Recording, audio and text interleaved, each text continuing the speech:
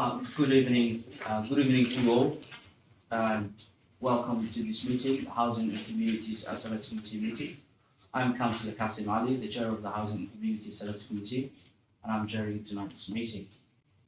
This event is being streamed live on YouTube. All members of the public and the media are welcome to watch the meeting remotely and listen to the discussion as it's taking place. Now, those who are here this evening, I welcome you all to the Committee Room 1 for this meeting who are present with us. We have a packed agenda, but before we start everything, we start with the 72 seconds to remember, silence to remember those we have lost at the Grenfell Tower. It's specifically related to this committee because it was housing. So we'll start now with the 72 second silence to remember those we have lost.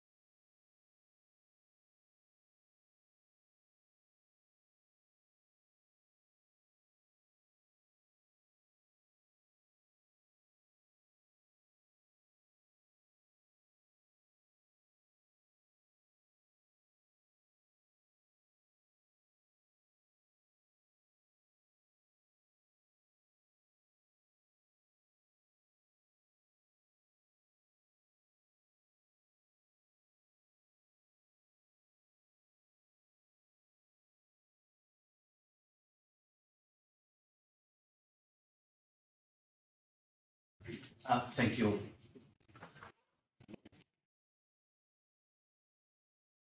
Before I start with apologies, I would like to send my congratulations to and to be the happiness of this month, the holy month of Ramadan, for those of us in the borough, the thousands of our residents in Kensington and Chelsea who are celebrating and observing the month of fasting, which includes myself. So if I forget to remind myself and you see me sipping water, just remind me. For those who don't know about Ramadan, it's the holy month of Islamic calendar, and we have thousands of our residents observing this month. So may I wish them happy and successful Ramadan, like we all do all other religious events for who are living in this borough. It's a wonderful borough of ours. So many congratulations to them, and I wish that they will have a wonderful month and followed by you. First agenda item of this is to start with apologies. I have so far received Council Will apology, Will Lane. So any other apologies? I think that is noted, Councillor Will Lane for his apology. Declaration of interest. And of course, thank you for that reminder. And yes, Councillor Sotmakay, lead member for communities. I was not feeling well and she sent her apologies. She was in the council earlier, just for the record, but she could not make it. So we wish her a speedy recovery and well. We can meet her another time. Yes, in her place. I think the director of communities, Moira, is here. Yeah. So thank you, Moira, and looking forward to hearing from you. Any declaration of interest on this agenda item or any other agenda item? Thank you. The minutes. 8.3, the minutes of the last meeting. Yes, please. Councillor Simmons and then followed by Councillor Garden. I'll come to you in a minute. Just have one quick one on page 9. Page 9, yeah. Who was excluded from the local lettings plan? I just think that these minutes should reflect the fact that members of the committee did actually, and residents also did actually talk about residents who are falling through the gaps. So that's the fact that there are residents who are falling through the gaps, and this is an issue that's been raised, rather than just let's look at who. There was a reason why we actually mentioned that, and that's because there are a number of cases of people who have been excluded from the plan. That comment will be added to the Councillor Dunn. My point was on A6 of the housing allocation scheme. I did actually feedback some changes, but they didn't recall that, come yes. through the text. But the one I was keen on was the first bullet point talks about images and diagrams. Actually, it's not images; it's actually flow charts or schematics to try and show you the process. So I feel that images just slightly misleading. Okay, so that was also noted. Any other comments? Thank you. On that note, okay, sorry. Sorry, I have one more. Councillor Gardner, and then I'll come to Ian. A7, the top of page 11, the leaseholder contributions. The lead member did respond to that, and I thought it would be fair if the lead member's response was included in the text, which was that it was otherwise a cross-subsidy across housing estates. And if you would to ask him for what the proper wording was. No, that's fine. We can. But I felt that in that first sentence of page 11, it was missing. So the lead members comment on that. Yeah, and then also on the after the last bullet point, the net zero was unaffordable. As I recall, it was only the top percentage of the net zero was unaffordable and would be used by tariff offset, whereas these minutes read as if it is Officer advised the level of investment required for the work to be net zero is unaffordable. It was not. We remember. And it was offset, it right? was It's always only the top. 80%. Yes, it was Yes. like that. It's only the top To be clear on that. 10 or 20%. Thank you. I think that's absolutely fair point. If there's no other comment from the select committee members, I'll now go to this. Yes, please. Yeah, Ian Smith from Pond House. At the last meeting, 230 seconds into the meeting, I said that the tenancy conditions review had been missed off of the previous meeting, and that you said that you were going to rectify that. And 3 hours, over 3 hours into the meeting, on page, On what page you are referring to, Ian? the minutes of the previous meeting, at the Okay. last meeting, Yes, I brought 200. that 230 seconds into the video. Yeah. So I played it back just to make sure that this was the meeting where I said it. Yes. Yeah. 130 seconds into the video, so you can go back to the comments. Yeah. That's fine. Okay, we will definitely do that. Yeah, because this is yet another meeting where the tenancy conditions review has been left out of the minutes of meetings. So many meetings it's been left out of. But we didn't discuss it last time. We agreed that we would discuss it tonight. No, but it was for the previous meeting. That wasn't in the minutes. The heat comments. Yeah. The previous, oh right. So yes, it's yes, like okay. been carried Yeah. forward 4 Yeah. months, as it were. Right. No, officers will go back to them and we'll listen to that point and we will. On page 11, 2/3 of the way down, just above actions, they invited comments from members of the public about the rent rises. I asked for the comparison of rent rises across inner London boroughs to be produced. You said that you would do that for the full council meeting, and it was never done. Now, it's been quite normal to do that every year, and it's only in the past 2 years that you've stopped doing it because our rent rises, where RBKC's had a discretion, has been higher than all the other inner London boroughs. So that wasn't done.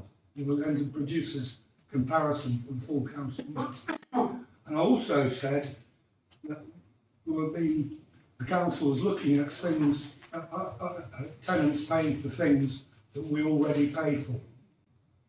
And that's not been added. We will all take that. And it's all on the video because I've Thank checked you. it. No, it's fine. Thank you for that point. I'll come to you after Thank you. Samir first and then you second. Yes, please. Yes. Start with you if you don't mind. And Last bullet from page 8. It says Government Health Residents Association was each sufficiently consulted on the expansion of the local elections plan. That's not the expansion, that's the review of the local elections plan. And I didn't see any of the comments really that are raised, so just for efficiency of time, if anybody can look at listen to the recording, because I don't see any of my comments. I do have my comments saved on the Word document. and there was quite some salient points, including the current exclusion of certain category of people, children of leaseholders and young people who are excluded currently from the local elections plan. I don't want to go into it. Whether job is to look at the tape to make sure, because it's absolutely not you. Thank you. Obviously, we'll look into that. Obviously, that's that correction will be made. Thank you for attending the last meeting as well as attending this evening. Yes, please. Hello, my name's Mimi. I live on the Wells End estate. Really I'm here because I have serious concerns about how RBKC actually do consulting. There has been several decisions made that are going to impact, as I'm hearing on the Wells End estate, that are going to impact greatly, particularly those residents and the estates in that surrounding area, which we weren't consulted for. I think Moira is aware of the issue around advice and guidance that's been withdrawn from our area. Thank We you. haven't been consulted. We've asked for details. The council agreed in principle to have a public meeting, Thank you. and Maybe can I? they've gone back on their word. Thank you. Can I also say what we're now exactly talking about is the minutes of the last meeting. I will definitely let you know. I wasn't here then. No, that's fine. We will, when we come to that agenda item of the consultation, we will come back to you. Thank you. But thank you for coming this evening and making the time to be a scrutiny. I will come to that agenda item. Any other comments on minutes who were here at the time? No. On that note, providing the documents will be made, and shall we sign with that? Yeah, all agreed? Thank you.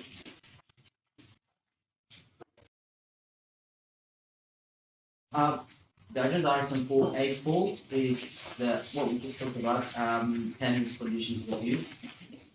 We will have hopefully the lead member for housing, as well as senior officers to come and join us. This agenda item is important, so that's why we have residents attending, and rest assured residents will have time to say what they want to say to the scrutiny committee. And but make no mistake, we are not in a leadership position. We're in the scrutiny, your voice will be heard, and lead member responsible will be answering the questions, and that's what we do at the scrutiny level. Just to be aware of our scope and the remit that we can operate on. So it's our duty as housing communities, as select committee, to invite residents to be heard, and the relevant leadership will be listening, and senior officers. So if I start with Councillor King Smith, Deputy Leader of the Council, as well as Lead Member for Housing, and officers can be given any time required. Thank you. I really don't have a big introduction for the tenancy conditions. I know you've brought it back to forward on a number of occasions for comment. Really, we're just looking really for final comments now. So I'm happy to go very much straight to the question. Yeah, please. Let's to expand on. Well, I mean, we're partway through the process. We're not at the end of it, as we said prior to when we were planning for this meeting. There is quite a history here in terms of the way that we first engaged in terms of consultation, which we didn't get right. I think that's it is distilled now from what was a very large document to just 4 points of change, and that's all that we went out to consult, and they're covered in the report. Thank you. Actually, sorry, no, there was. I think it's probably worthwhile just doing a quick update. In terms of before the paper was written, is that we had our TCC meeting last week, and there was no indication at that TCC meeting that there would be an extension of the time.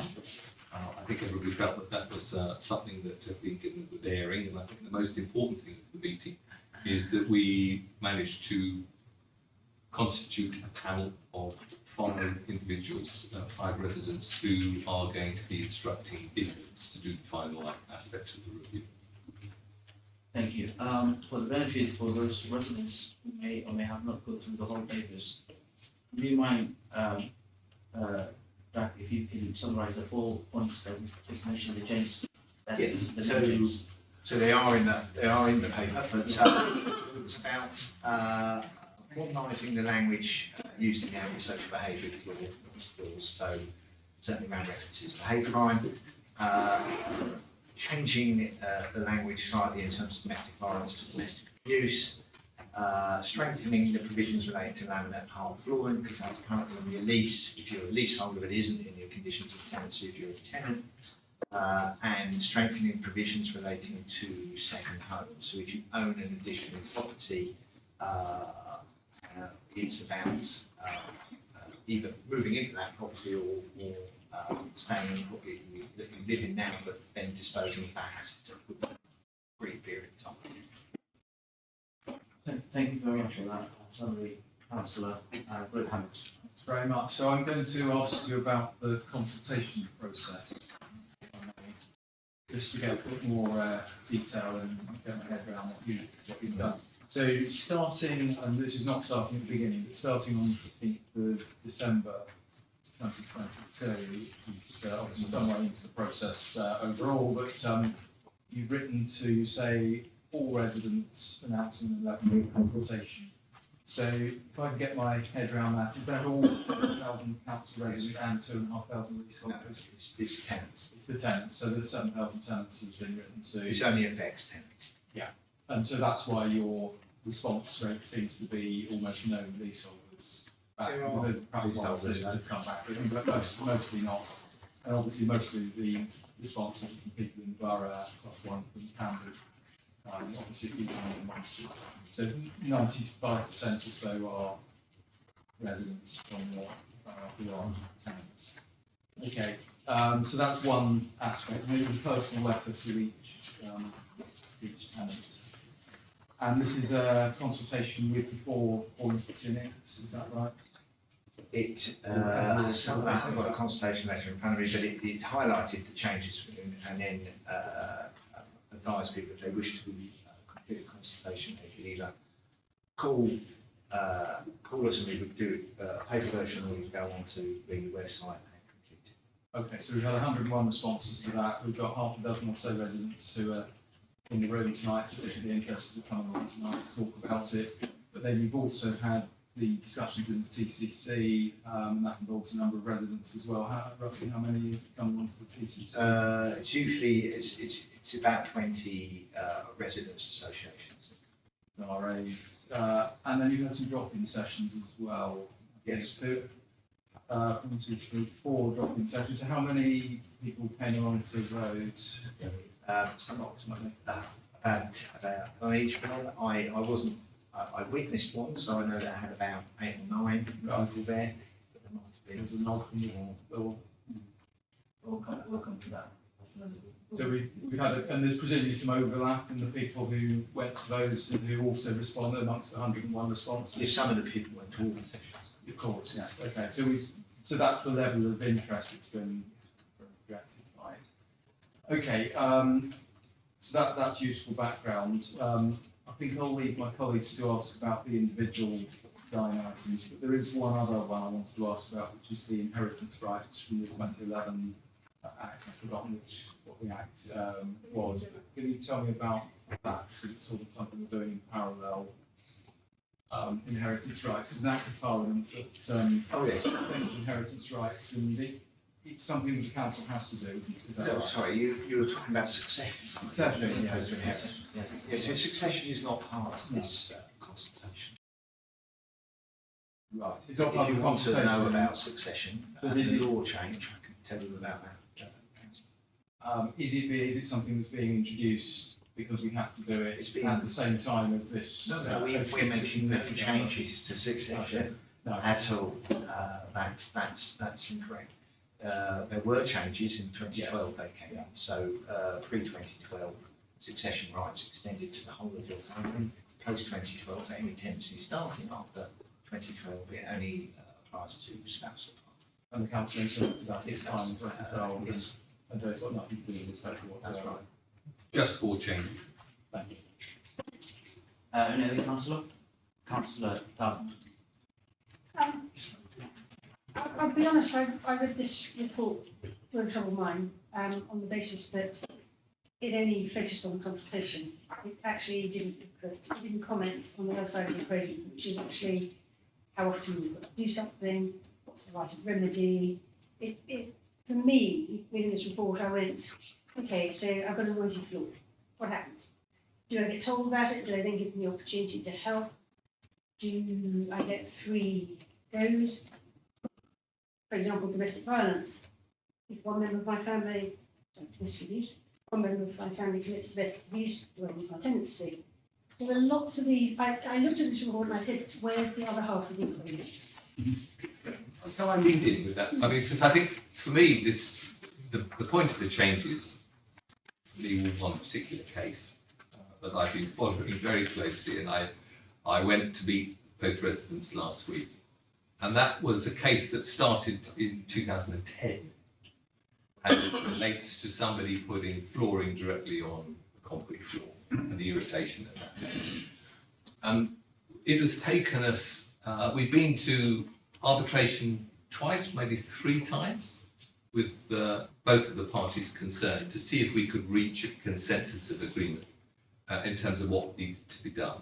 And it's fair to say that the resident with the flooring was very reluctant to allow us, to change that flooring. In the end, we ended up going to court, which is something we don't do lightly. It costs us a lot of time and money, and importantly, perhaps also the resident. And it was very sad when I went to see the resident last week that they now liable to £9,000 court fees as a result of defending us in court. But with that court order, we've now been able to secure the works done, and the works taking place last week. It was started and then laying during the course of this week, and it was, and that's all because it didn't have the agreements don't have the line in it that says you need to seek our permission. That's it. So the remedy ultimately, of course, we wouldn't go to enforce or to put people out for vexation reason at all, But these 2 tenants, particularly the one downstairs, has lived in angst and anger, for a long period of time, and it's only by making those tenancy agreements, and each of the 4 that we've distilled are effectively ones that the residents themselves have identified as the main issues that we see. There are many other things that ordinarily you would look to incorporate with this, and I think maybe one of our mistakes at the beginning is we looked at lots of conditions, and I think that spooked many people because there were so many, but we decided to distill it down into 4.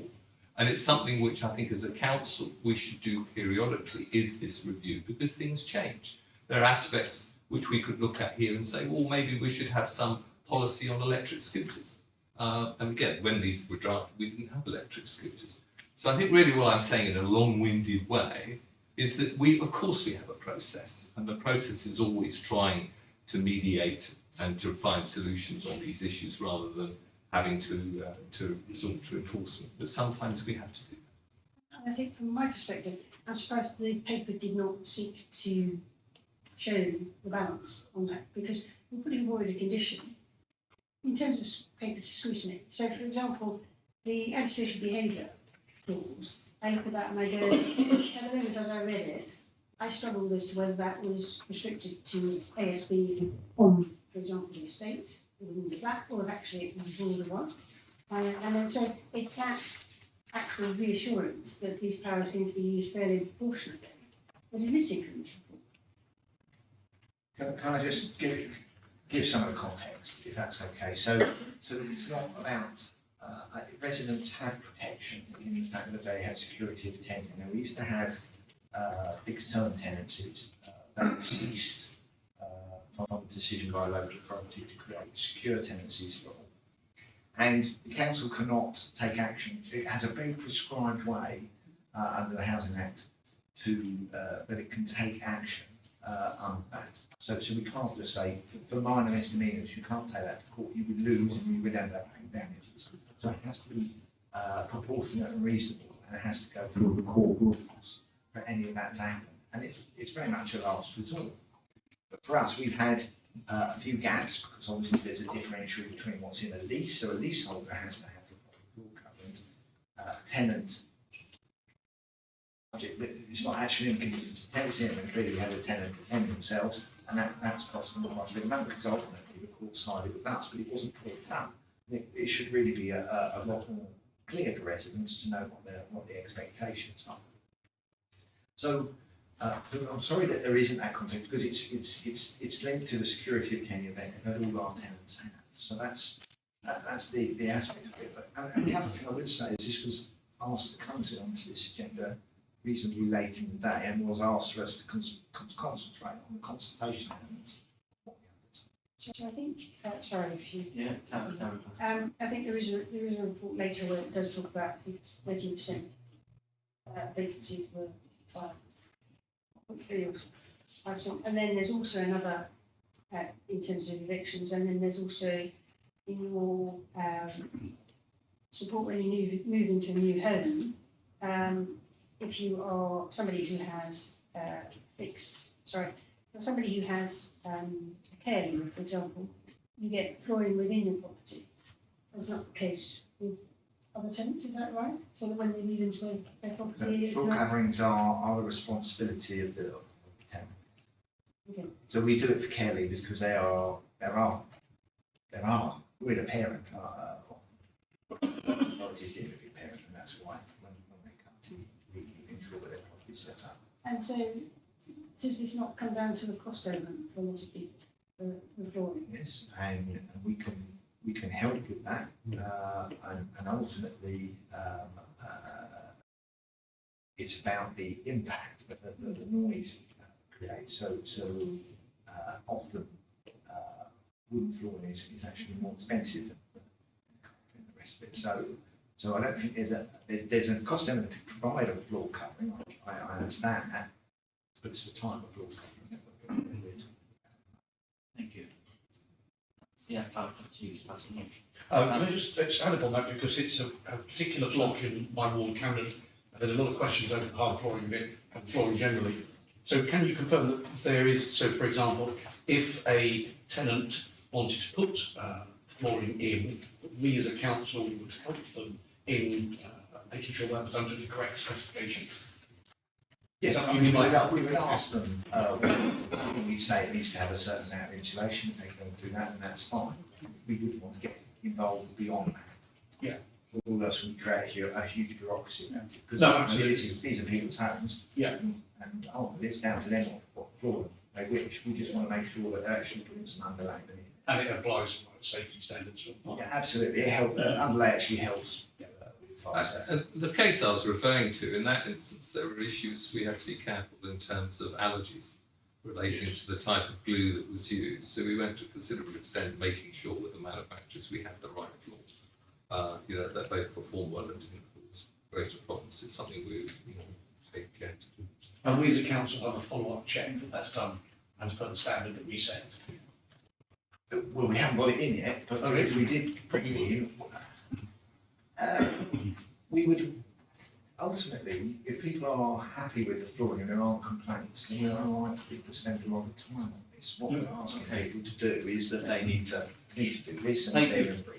Thank you very much for the follow-up question. Councillor Gardner, that was the last one giving you. I just want to clarify that it was page 61, it's 13.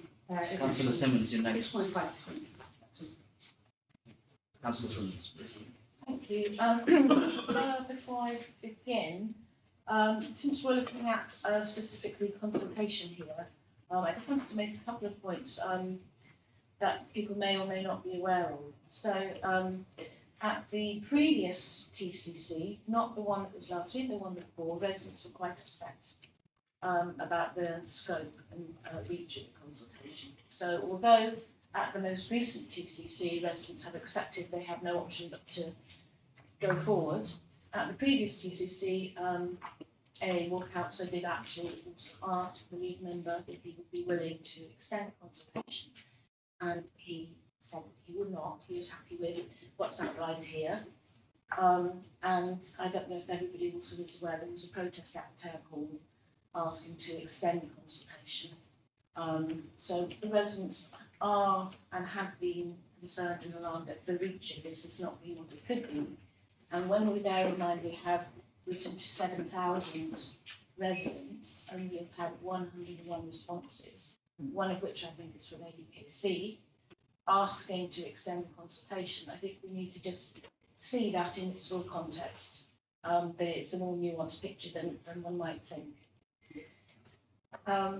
So in terms of the actual changes, as Kim has said, initially there were, I think, 64 pages of changes that were proposed, which made residents quite alarmed and anxious, understandably so.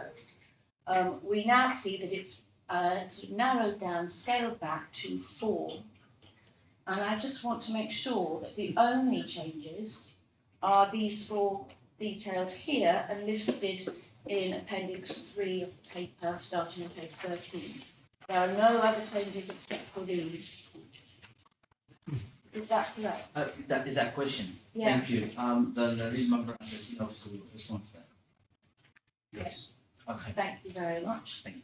And Questions? one other point I wanted to ask is, in looking at the responses to the consultation, I know that there's another document which I haven't had the opportunity to review, which contains all the comments that were received, and you've listed some examples here, quite illustrative. I see that some of them are actually raising other issues. And I just wondered whether there's a mechanism, given that residents have taken the time to respond, is there a mechanism for comments in this consultation which don't relate particularly to the clauses, but relate to other issues around housing? I'm thinking on page 19, the one at the bottom left. There are a few, and I just wondered, is there a mechanism by which these can be picked up and or fed into some other forum, or is this something perhaps speaking we need to look at in a bit more detail? Yes, please. I will go back to the consultation team and I'll try and establish where exactly. So I don't know if it's my head. I think there's a link in the online version of But this. to the individual To that's the, yeah, so that's I reported it. I mean, usually you wouldn't go straight back to the. There's generalisations. I mean, there, I'm but thinking whether that's maybe a piece of work that I can do, is to actually review all the comments and then feed into you where there are matters of concern to residents. That would be one way to not lose that information. No, yeah, that's fine. I mean, we will establish a way of ensuring that we capture all comments for us to use. Okay. Thank you. Can I just respond on the point that was made about the subtle nuancing? I mean, first of all, Claire, you were absolutely right. The first TCC meeting, there was a lot of questions and a lot of worry and anxiety, and that was really because people believed that we were still talking about 60 changes.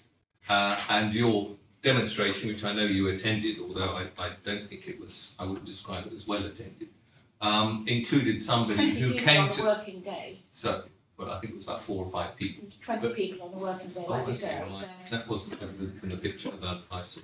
So, as far as again, people who were at that meeting and subsequently came to the second TCC meeting, then people's when they realised that it wasn't a wholesale change and we really were talking about only 4 changes, that's what allayed people's fear and anxiety and requests for extending the period. And I just repeat, and it's something I wrote to you, Mr. Chair, that we believe that we've heard both sides, and we believe that really to go further and extend, given the feedback that we've had in the subsequent meetings, is going to be counterproductive, and I think I still very much fixed for that view. Thank you for that response, Councillor Rossi. Yeah, can I just ask a couple of questions about second homes? Firstly, how do you find out that someone's got a second home? And secondly, if someone were to inherit a home in a completely different part of the country, would they then have like 12 months, which they couldn't really live in unless they changed their life? Would they then have like 12 months in which to sell it, or what exactly would it? Yes, so you can establish, so we carry out a number of investigations where we feel people are not occupying the home as they should do as per conditions of tenancy, and also it's a criminal charge if you sublet willingly your home. So that enables the fraud team, if there is a case to look at, to establish whether people they would follow leads, and if they find out that you have a property through the land registry, then we can take action accordingly. Now, the reason this has really come up is we've currently got a case where we have someone who owns 3 properties. We've established that. We can't actually prove which one they're living in as their principal sole home. And that's the difficulty we have. What we do know is that they should either ensure that it is their principal and sole home, which is part of the security of tenure, or dispose of their other assets. So we will be, because this isn't about people who've got a caravan in Candy Island or any of that sort of stuff. This is about people who actually have homes which they could easily live in, where they might be renting them out and earning money out that while they're living in a council property where we've got over 2,000 people currently in temporary accommodation, 2,000 households. So that's what this is designed at. So we will give people the time to work with us to dispose of that. That's why we put 12 months. But that might not be long enough in each case. There might be other issues, but it's about doing what's reasonable. If people work with us to comply with that, then that will be fine. But if they don't, then we would ask a court to decide whether it's okay. Thank you. Just to follow up to that, what if people do not have properties and that is their only home? Obviously, we understand that we have thousands of people waiting lists, and every home council can get it back, should get it back, and should give to the people that need. However, if whatever reason councillors, officers, senior officers, and others do not have the correct information and obviously take an individual support without the proof of having that information, what Councillor Rossi just mentioned, what will happen? Obviously, we will lose the case. Well, that will cost us a lot of money and be a waste of public resource. And I will have a lot of questions to ask. And senior leadership will be in charge of that. Thank you. Yes, absolutely. So there's no point pursuing a case with a legal representative if you don't have the likelihood of winning, and your evidence has to be quite tight. We wouldn't usually share that evidence. Of course we should. But we would most definitely. Yes, it's Yeah. And I think anybody who's been involved in litigation always say it's the last thing you want to do. Oh, absolutely. That's all we have to make sure that. And I think the point that Doug made at the beginning about stopping 5-year fixed agreements, that was because of the council's wish to make tenants feel secure in their homes, and having that fixed tenancy was something which I know caused anxiety. So, really all of this is not about the council trying to find a way that it can dupe the tenant out of their council accommodation. It's really protecting other tenants. Thank you. We're here as a scrutiny committee to make sure that the council's leadership scrutinize and senior officers are fulfilling what residents require rather than what policies are made. Shall I give you the last point before I move to the residents, because they've been waiting enough time? Please make it brief. Could you just answer that question about the antisocial behaviour clause? Is that general, or is that restricted to things that happen on the estate or the flat? So the way it's drafted. So it has the housing has to be within. I don't know exactly. I can't recall the exact wording, but within the vicinity. No, in terms of how it fits into. You're talking about the locality, aren't you? Well, I'm trying to understand if somebody has a ASB order against them for something happened down the road, a pub. So it has to be. So that's what I'm trying. So actually, it has to be within the vicinity, within the home or the vicinity. Okay. I think is that all the locality. How is that? Thank you. Can you respond to that final one? But that's what it is. The clause which has been consulted upon, which I presume is the proposed clause, on page 13 states, you must not commit an indictable offence in or in the locality of the property. So that will be, So they've lifted that straight from the legislation. But it just remains a little bit ill-defined. Because that's what's set out in the legislation. Thank you. It should be a threat or use of violence. At the moment, we've only got use of violence. It's got a threat or use of abuse. It's not a threat or use of violence. It's only one. thank you all for your comments. I will start with residents. Once again, thank you for your time. I will start with Mimi, who asked the first question about the previous conditions, and followed by Elizabeth. Okay, so first of all, I think the level of interest cannot be measured by the outreach that's been done or attempted to be done in the consultation. There hasn't been any significant outreach to actually engage residents, and residents have lost trust in the council and the processes that they say they follow, because we don't get listened to. Grenfell was meant to change things, we were meant to be listened to, and actually we're not. And decisions are made and things are done to us rather than along with us. I have real concern about that domestic abuse clause, for the simple reason that it marginalises and penalises the person who is potentially a victim. And it's not clear enough. Serious worries about that. And I would like for you to actually tell us just how that provision or that point would be implemented in any case. Thank you, Mimi. Anyone to give Taylor Smith? Councillor Taylor Smith? Or... In terms of just in terms of domestic violence, I mean, very much the wording of the clause is if you're prosecuted for domestic violence. So if you're guilty of domestic violence, and if you're guilty, you're not the victim. And so but the wording is to effectively protect a situation whereby somebody's been subject to domestic violence. They have the partner is on a joint tenancy agreement, and they have the rights to come back and live in the Both home. partners may be prosecuted and both partners may be penalised. And in one of those cases could be, because if you have violence on neutral violence, you're potentially liable, both parties are potentially liable. And it's not, you as the council is not in a position to be able to decide who is actually the perpetrator.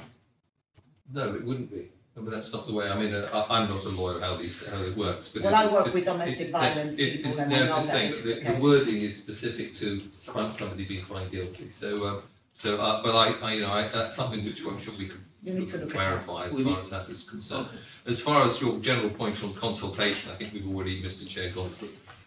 Chairman, that we've already gone through the list of consultation and mini sessions and various meetings that we have. Councillor King, look, to do a consultation, people have to go out and ask people. The way that the council has traditionally done consultation has never worked before, and you guys have not changed the approach, which means that in anything, if you were doing some research, it wouldn't be valid if it wasn't up to a certain percentage. If we've got 7,500 properties and you've only got 100 responses, I'm sorry, that is not good enough for you to take a decision. Not good enough. And now, at this point in time, if the TCC wasn't upset this last time, was because they don't see the point. The residents, I live on the Wellsend estate, we put up a petition for a decision that was made without us, without consulting us. We've made a petition, we've picked up over 750 signatures. We've asked for a public meeting, which was at that meeting that you guys had. In principle, it was going to be had, a public meeting post the decision making. And then the council turned around and said, we're not having it. But that means that the council then is taking it upon themselves to step over the residents who actually want to be asking questions, because the decision that's been made is going to have a significant impact on the Wellsend estate and the surrounding estates. But what's Councillor Soft McVeigh done? Stepped on the residents and not want to listen. And so in that spirit is how you always do your consultations. 100 plus responses is not a basis upon which you guys can safely make a decision, Thank you. and it needs to be rethought. And as the second largest I'll estate come in to you. Kensington. Exactly. I'll come to you, Charles. Exactly. Thank you. Thank you very much. You've made your point, and I think it's about time to leave you to answer that.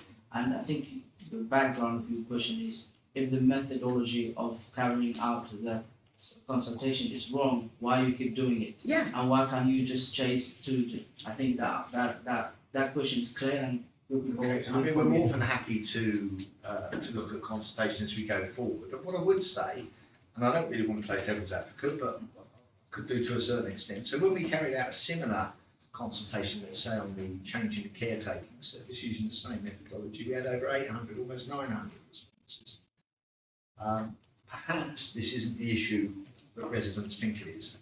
I appreciate people in the room will not want to hear that, but that may well be the answer. But there's always ways we can improve, Chair, and I'm more than happy to have discussions with people in the room about how we can do things differently. But it's got to be a proportionate amount of investment. We don't have the time to go around and knock on everyone's door. We do have the time, though, perhaps to do some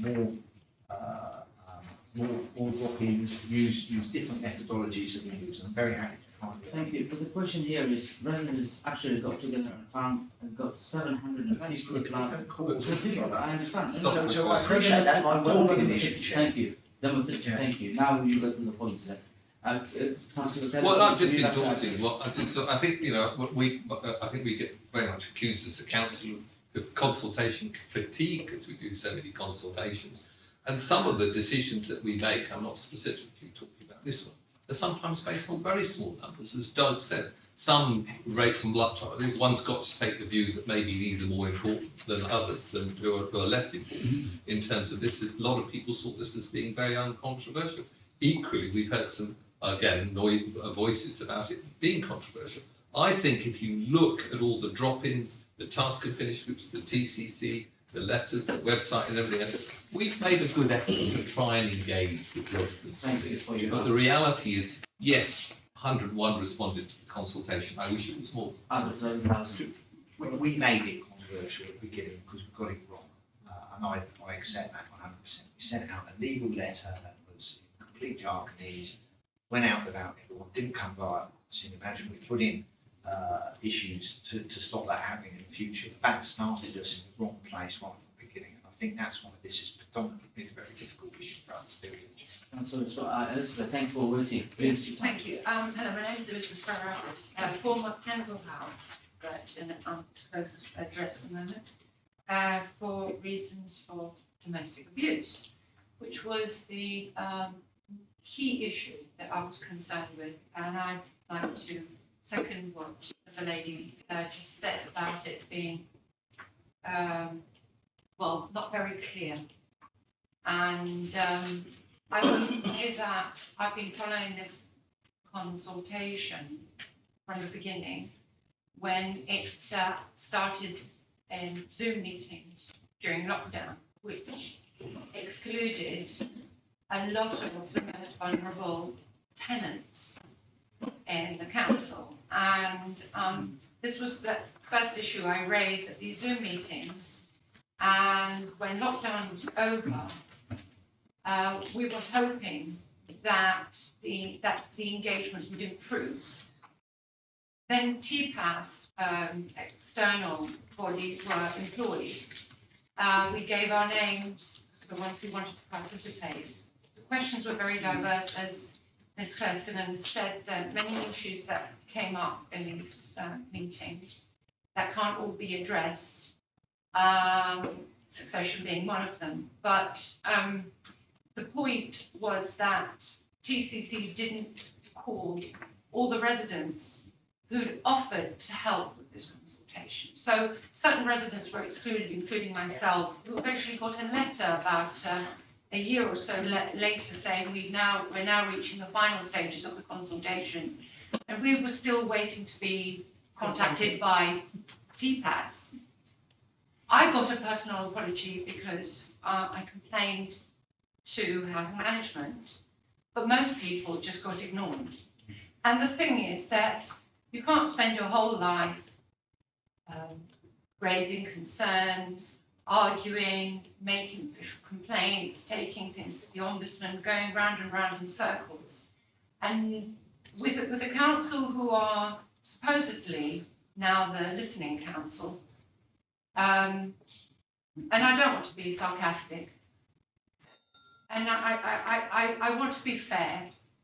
TCC meetings are not inclusive. These Zoom meetings were not inclusive. TPAS was not inclusive. Most tenants don't know what's going on at TCC meetings. They don't even know when they're taking place. Most of them are on Zoom, so that there is a technological apartheid. There are a lot of vulnerable residents in Kensington, and I'll say a lot in North Kensington, who either because they're elderly or because of disability or because they're not very technologically savvy, cannot join these Zoom meetings. This excludes, this is why 101 responses is not a surprise, and the whole operation was botched. I'm sorry to say, but you know, TPAS, the Task and Finish group that was shut down abruptly. Yeah. There was the drop-in. The drop-ins were very poorly attended, 8 or 9 people roughly. At the last one I went to, it wasn't even booked properly. It was supposed to be booked for over 2 hours. We were told to evacuate or leave the room within an hour because somebody hadn't bothered to book it properly. Okay. So all these issues just put us in the margins even more, and I feel that a lot of people are in my position and couldn't make it here today. Didn't know. Thank you very much for that. And once again, the TCC, yes, is the body that council works with, but the official scrutiny of this council is here. This is the official scrutiny, and we, the select committee members. So if there is anything for residents to know, whether it's housing or communities, this is the body to raise with, and this is the relevant. And I say this again as the chair of housing and communities. We have been doing this before, and we will continue to do so. Whether we don't work with the leadership in terms of taking instructions, we scrutinize the leadership, and that is this body what we do. This scrutiny committee, can we please have Councillor Kim Taylor-Smith answer my question? He will come to you. Did he not promise to extend the deadline? No, I'll to come me that. personally Thank you. after the drop-in, I'll come to that. and they have not Thank you. honoured their promise. I'll come to that, but I just want you to know the difference between the TCC and the Housing and Community Select Committee. This is the official body of scrutiny of the council. So it's part of the council constitution. This is what we do as a council. So if you were denied an opportunity to speak, this is the right. And that's why we're here today. So welcome, you're always welcome to speak, and in front of the select committee, and residents will be heard for that question. If you don't mind, shall I take 2 questions together, and then your question will be answered? Samir and then Eve. If you don't mind, I just need to. Please make it brief so that we can have Yeah, very 3 quick. groups to answer the It's quite a questions. big topic. Just to be clear, because actually look at I read the 65 pages of changes. So when on page 5 of the additional paper you refer to section 5.4, that's the whole. That's nothing else in that section that is going to be implemented, because there's a lot of changes in that document that are a bit scary and borderline unlawful. So very quickly, I think rather than going on about the consultation, I'm going to talk about the issues you might have as a landlord in terms of legal challenge, and hopefully that can inform housing management leadership and also this committee. Now, in terms of 5.10 owning a home, effectively, you're talking about people disclosing or having not meeting conditions post being awarded a secure tenancy.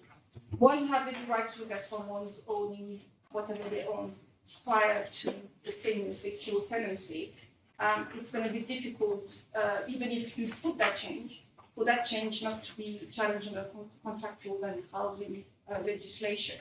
Now, what you should be doing, I get the point that some people, it's not right for someone to own another home, spend 9 months there and have a secure tenancy. I think what you need to put, you need to be quite clear in your change in terms of looking at whether people are ordinarily living in their social housing tenancy. Thank you. I don't think you should talk about owning multiple properties, because I could own properties in Japan. You know, my family's got lots of things Thank you. everywhere in the world, so I could have 10 properties tomorrow. Thank you very much for that. Will be answered and will be taken. Then I'll come back on the domestic violence if that's okay. You can add the domestic. It's part of the. I think you're looking at it the wrong way, because the legislation actually gives some security to victims of domestic violence.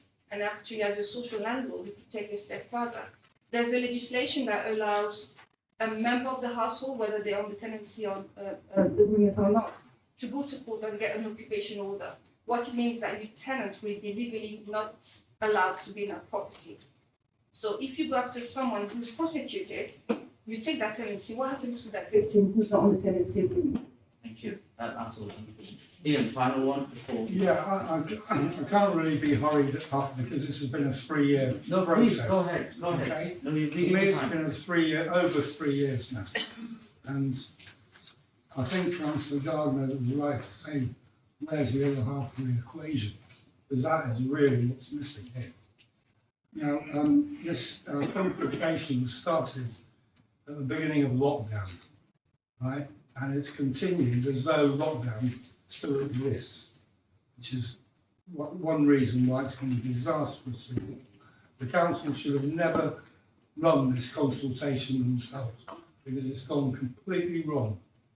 And it's caused so much controversy, arguments, rows, all sorts of conflicts which never happened before.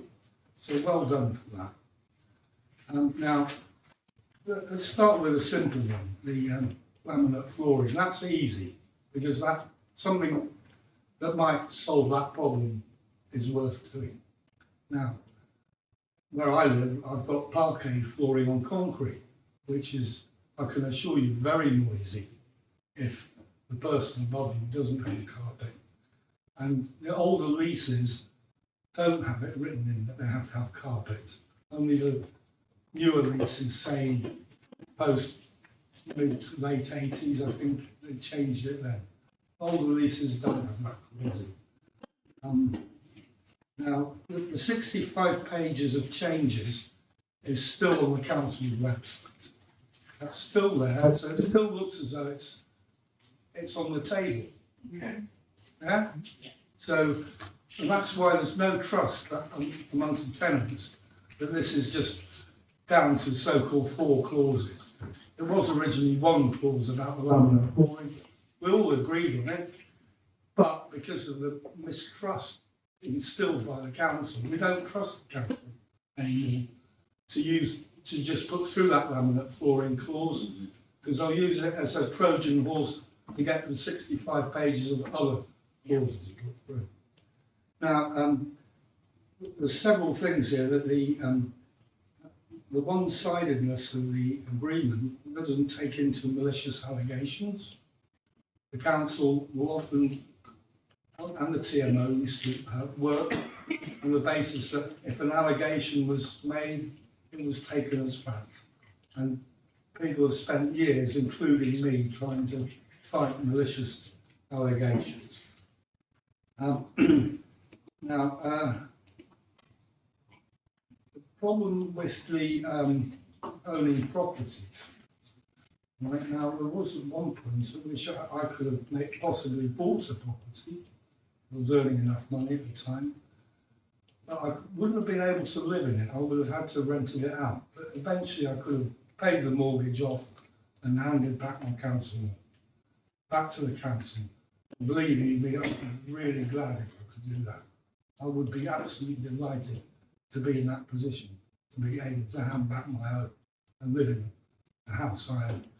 What the council are doing is they talk, well, majority party talks about social mobility, but this actually removes the opportunity for any social mobility. And when it comes to succession, someone will succeed to a substandard tenancy. That's the problem. That's the issue with succession. There is an issue with succession because the tenancy's been changed into something that's completely different.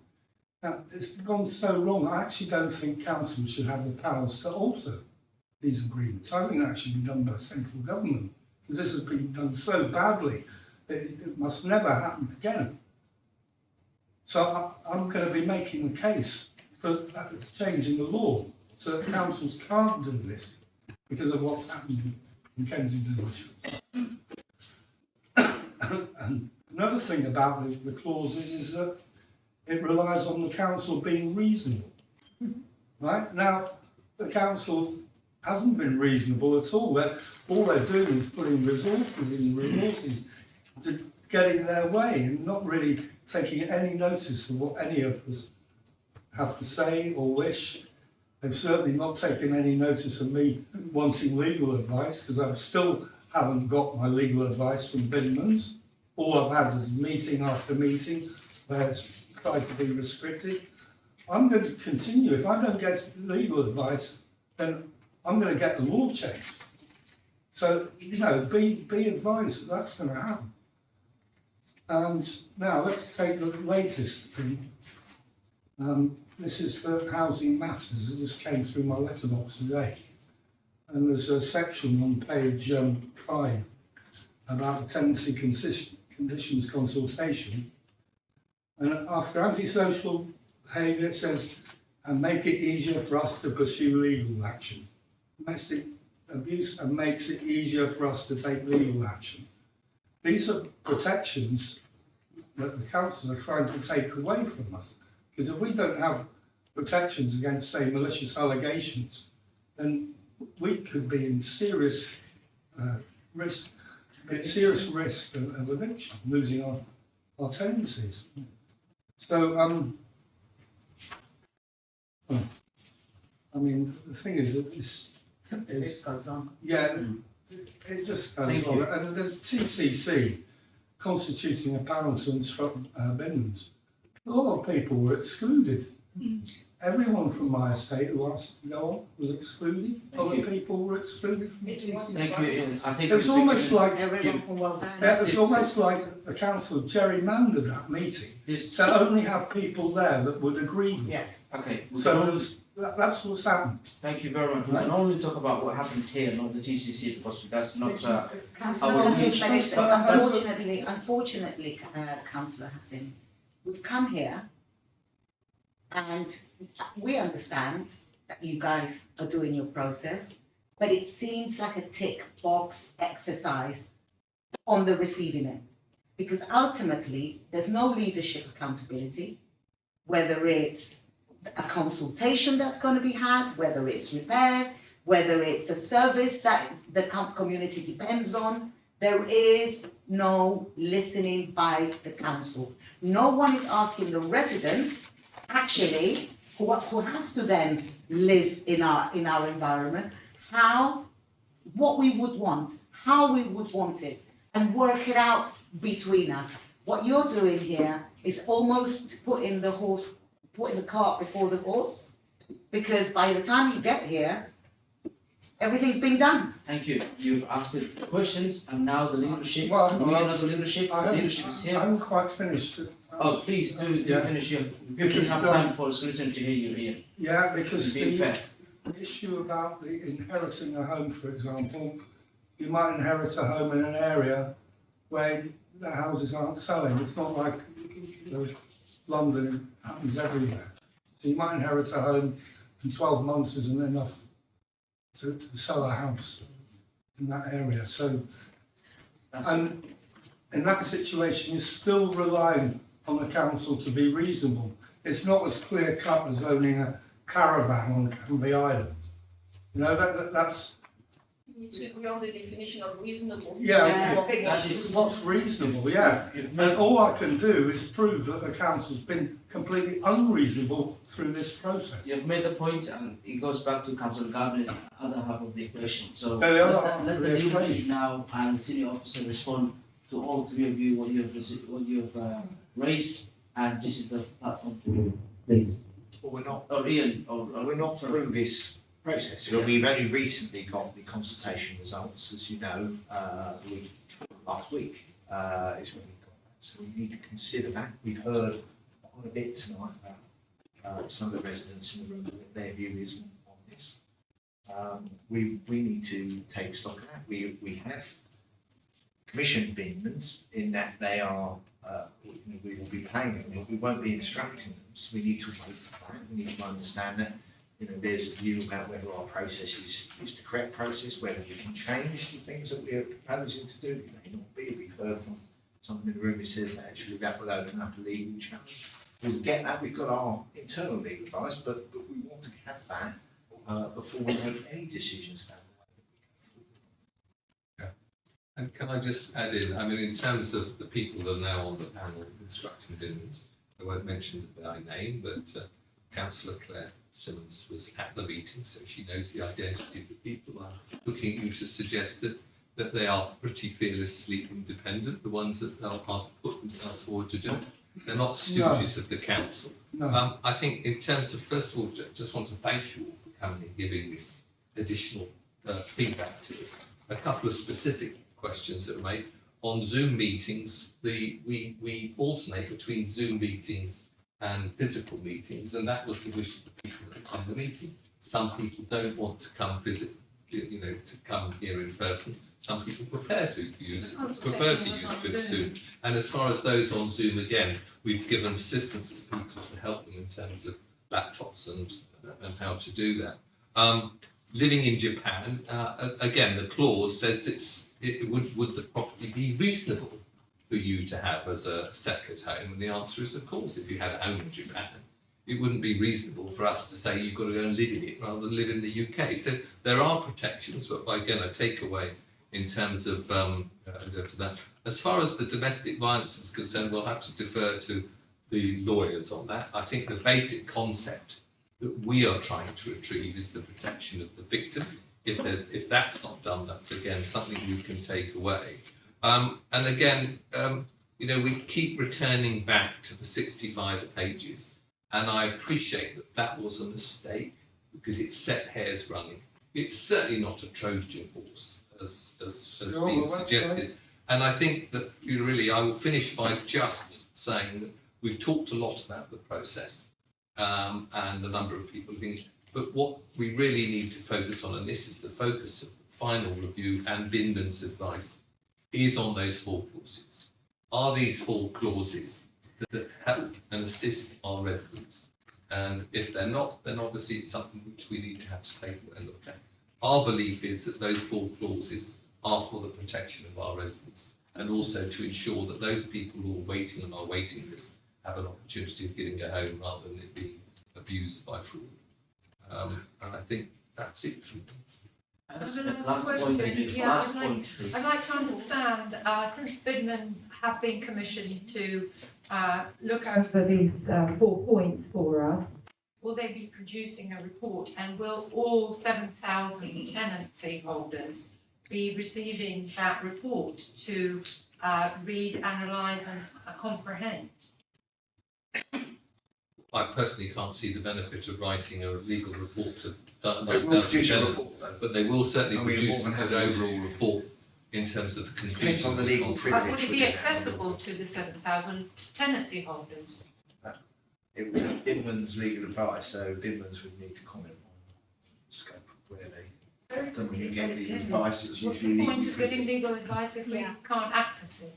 And if it's going to affect us, then shouldn't we have access to it? Yeah, we should have, Regardless? yes, we should have access to legal advice. Okay, I'm sure that is something that will happen, but I can't blame Lancashire Street to Bingman's people who were chosen to provide that, and I'm sure. okay, Samuel, quick point as well. Just one real Yes. Given we don't know who these residents are, we're going to instruct the solicitors. We want to see a copy of that instruction letter. I'm here to secure the interest of the residents of Browning House, and I don't know who these 5 residents are. I don't know if they're able to pick up and ask the right questions. So at the very least, we need to have a copy of this letter of instruction, because it doesn't matter the advice.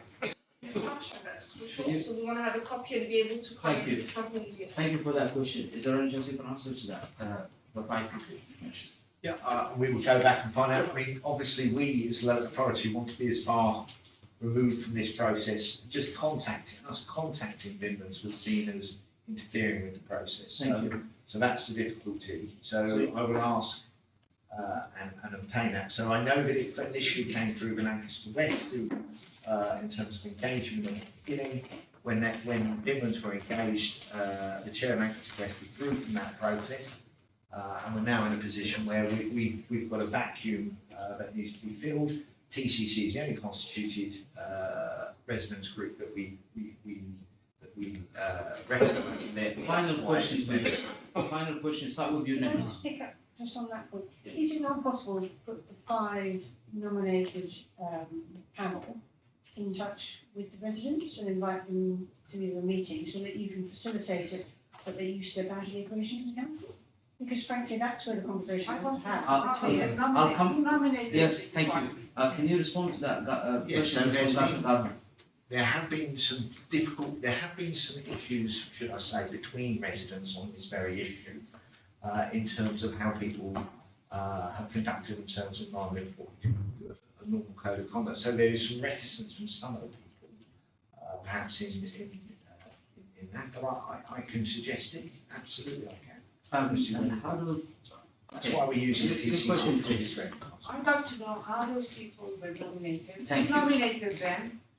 And we need to know who they are. absolutely. And whether they represented all of us, Or or let's are just- they just from one place representing Good question, themselves? thank you, good question. Respond to that, how these 5 people been nominated and who nominated, and in fact, the question is going indirectly, whose interests are they serving? So they came through TCC, which we had on last Monday, Okay. and they came from the floor of TCC. It was a face-to-face meeting.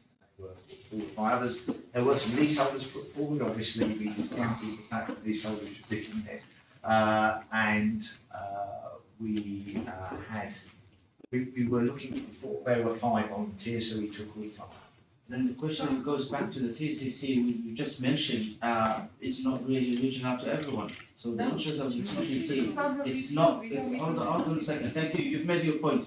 The interest of the TCC, if not, same as the residents, what can be done about it? Because the residents who are here tonight is the more important to us. As a select committee members, we're hearing from them fresh evidence, what they're telling us. So that is really something to look at.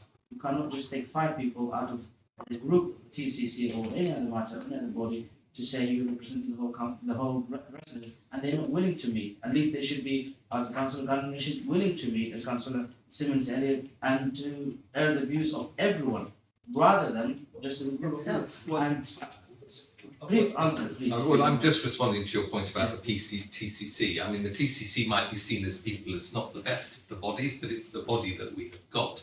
TCC, or obviously there was a qualification to be a member of the TCC in terms of representing an RA.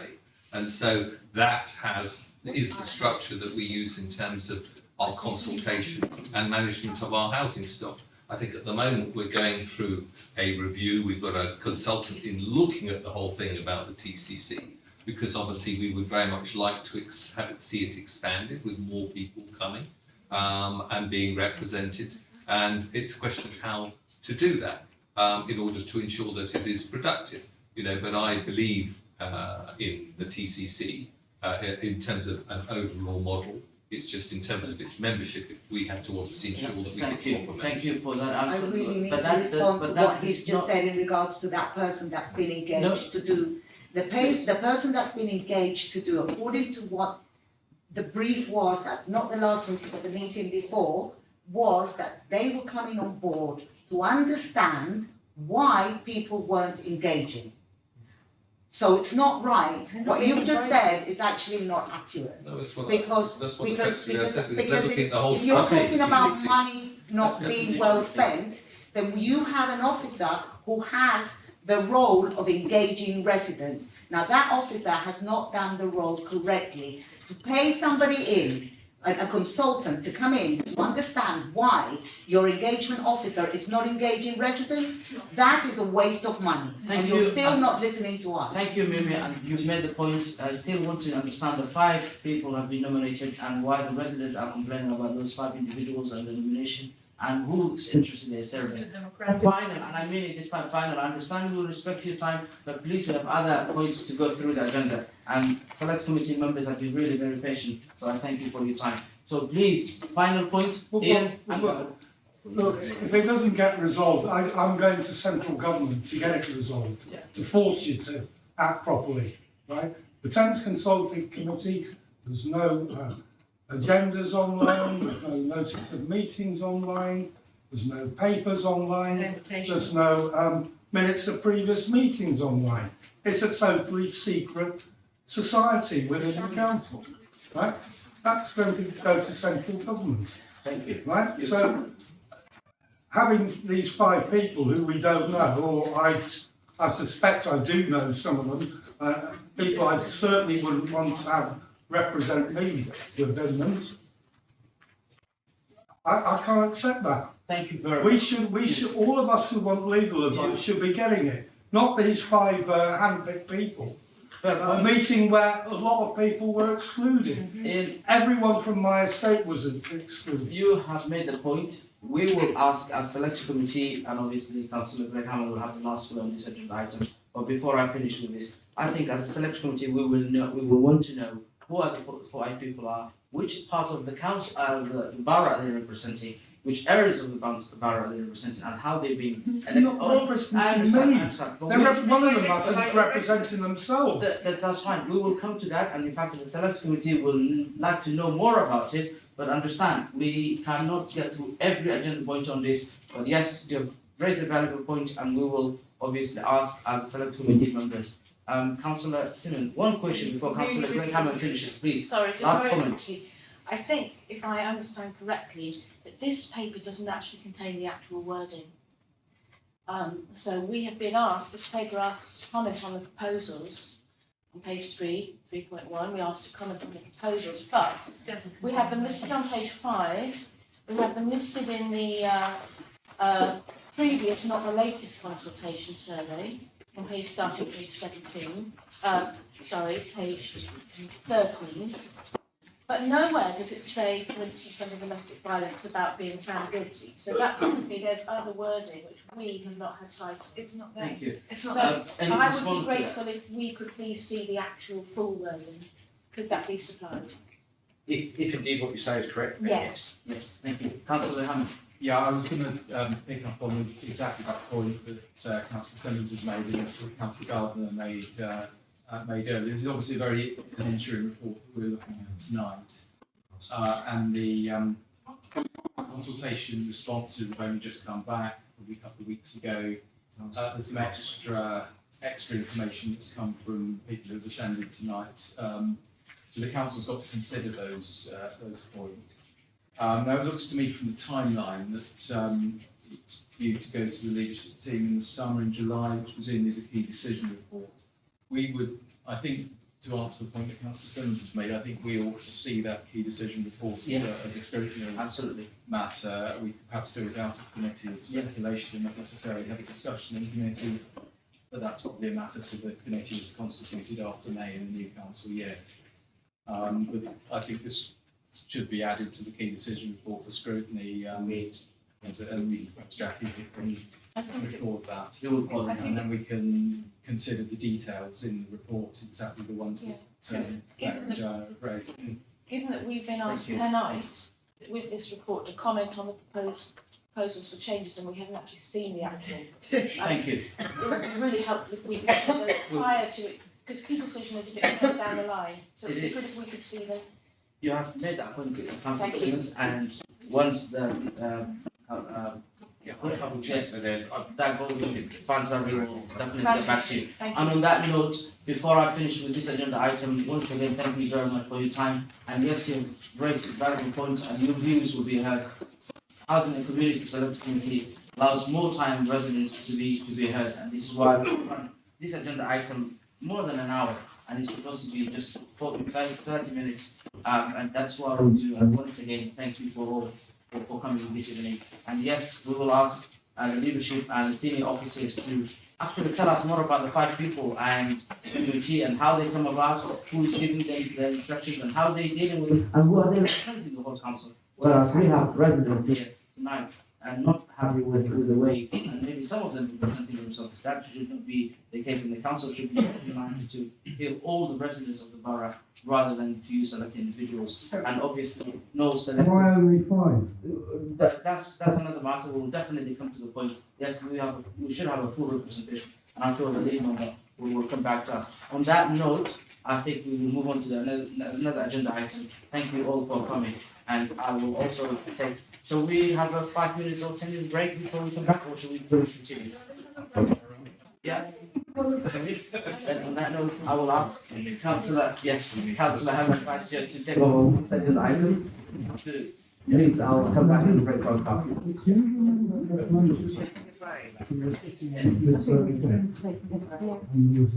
Okay, so we're going to item A5,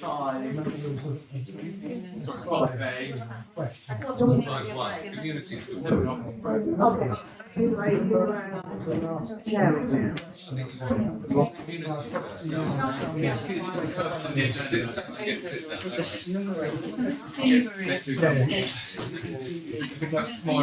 forward and. Yes. Sunny. Thank you.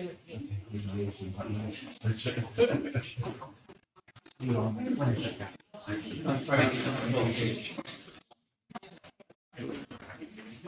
Okay, so moving on to 5A. Maura, would you like to introduce what we've got? Yes, thank you very much. And this report is basically giving information and data for quarter 3 on our KPIs within communities, and those relate to rental recovery and community engagement. I provided some slides on that. I think the numbers are pretty self-explanatory. Obviously, there are some other issues that have been raised as part of this meeting, but I just wanted to open it up to the meeting if there are any questions. And presumably, before I open it up, this isn't a bespoke set of information for us as a committee. This is what you would give management for Yes. your lead member. Yes, this is what we report corporately here for our member, yes. That's all right. Okay, so questions from the floor then. Councillor Gardner, please. I found them interesting set of figures because I looked at them and went, so for example, organisational momentum, movement, but not necessarily in the direction we really wanted it to be. We have the NGV and definitely sort of the columns moving up and down. If we look at page 22, there's no number of consultations and the number of average responses. So you suddenly look at it and you think, it doesn't equate to how it's divided up. You said we did. What conclusions can we draw from that? I mean, when you read this chart, I see yes, 92% having you said we did. So for me, I essentially found it a hard set of stats to actually draw anything tangible, but to do anything with it. But my biggest point, I'll probably say to the sort of general one, which is the challenge that I have between what's consultation and where's the visibility on the website. So I know when, for example, I fill in, I looked for the Nottingham Gate action plan, but that didn't technically qualify as a consultation. That was just something that had been put out for views, comments. So it didn't go on the consultation team, it didn't go on the consultation page. It was very hard for anybody to look for what unless they knew it, and even then they didn't get to search for it. So you kind of go, where's the visibility, where's the consultation? And then if, for example, I have a comment that I put in on a web page, how did you find this page? I then get an email back from the consultation team. And I go, I didn't even know I was writing to the consultation team. It's just happens that they come to the website. And then it says, oh, so they've asked for my name and address in that process. And then when I've said, well, where's the feedback? So I've gone back to the lead member, IT, and the response comes back, oh, because you submitted it anonymously. And I go, no, you took my name and address, my email address, and yet it sort of drops off. So I feel that the consultation on the visibility side for residents and members of the public is broken, because I don't think everything is in one place where it should be, and if it doesn't qualify as a consultation, it's not. Well, there are things we do that we don't think we want. But then, now repeat. Just want to come back on some of those Yes, comments, Moira? yes. So in terms of visibility, obviously that can be improved. We're aware that some information on the website is not as accessible as it could be. So we're definitely looking to making sure that's improved. Obviously working with the services that have commissioned the consultation. In terms of, you said we did, that is supposed to be published and fed back to those who have been involved in the consultation. If that is broken, as you say, and it's not happening as it should do. No, so what does that graph tell me? It tells me that 92%, and you said we did. Yes. But as a statistic for me, what can I draw from that? I can just draw the 92% and you said we did. We have listed on the right which ones are the you said we did. Yeah. And that's just to show that we are feeding back, all service areas are feeding back on the outcomes of the consultation and making sure that people are aware that their voices are being heard and what they are hearing, we are taking into account and we are acting on. And that's what that is about. Maybe there could have been more information, more context around that. I mean, that then has no link to the previous one, which was about the number of consultees. So it's an interesting stat, but I can't do anything with it. And I can't do anything, I don't link it back to the number of consultation responses. So for example, 92%, maybe 92% of 2 consultations in the quarter 3. But actually, in quarter 2, 72% might have been 10 consultations. It is very much demand led, and the number of consultations that happen. So for example, when it's pre-election period, there are very few consultations, so it does vary from season to season. So it isn't an incremental or a stable number, so it does go up and down. But I don't know whether you should put in 72% out of the actual number. How do you make this more relevant? It's probably what I'm trying to get at. Sorry. No, I think that you're absolutely right. I'm not trying, I'm just trying to either go, let's have stuff that we can actually really do something with, or let's focus on our attention on something else. I think you're absolutely right. We should have included numbers, not just percentages, so you know what it actually refers to. Right, I've had enough. Thanks, Councillor Rossi. Could I ask you a question about the Grenfell projects from round 2? So we have, I know a little bit about the projects chosen and the process and how it's been changed and everything. But if you look down the list, which you have very helpfully provided, it's quite a lot of money. Yes. So my question is, what process do you use? How do you assess whether that money has been well spent and whether the right decision was made and the money is being used in a way which actually really helps the residents? So how do you assess that side of its success? There are 2 ways that we assess this. The first is officer visits, but more importantly, we have our resident panel, and we work with them to also undertake visits so that we have resident feedback on the projects that we are funding. So we try to make sure that residents are involved in that monitoring process as well, because they were part of the decision making for the fund. So, say one of them, and I'm not looking at anyone in particular, was given £45,000, which is quite a lot of money. Is it you're saying the resident panel plus the officers would then assess whether that was money well spent or whether they're going to get more? They assess whether they monitor the delivery of that particular fund for that project. So they assess whether it's been well spent, whether the outcomes that they said that they would deliver when we were providing the funding, whether they are achieving those outcomes. So that's between officer and resident panel.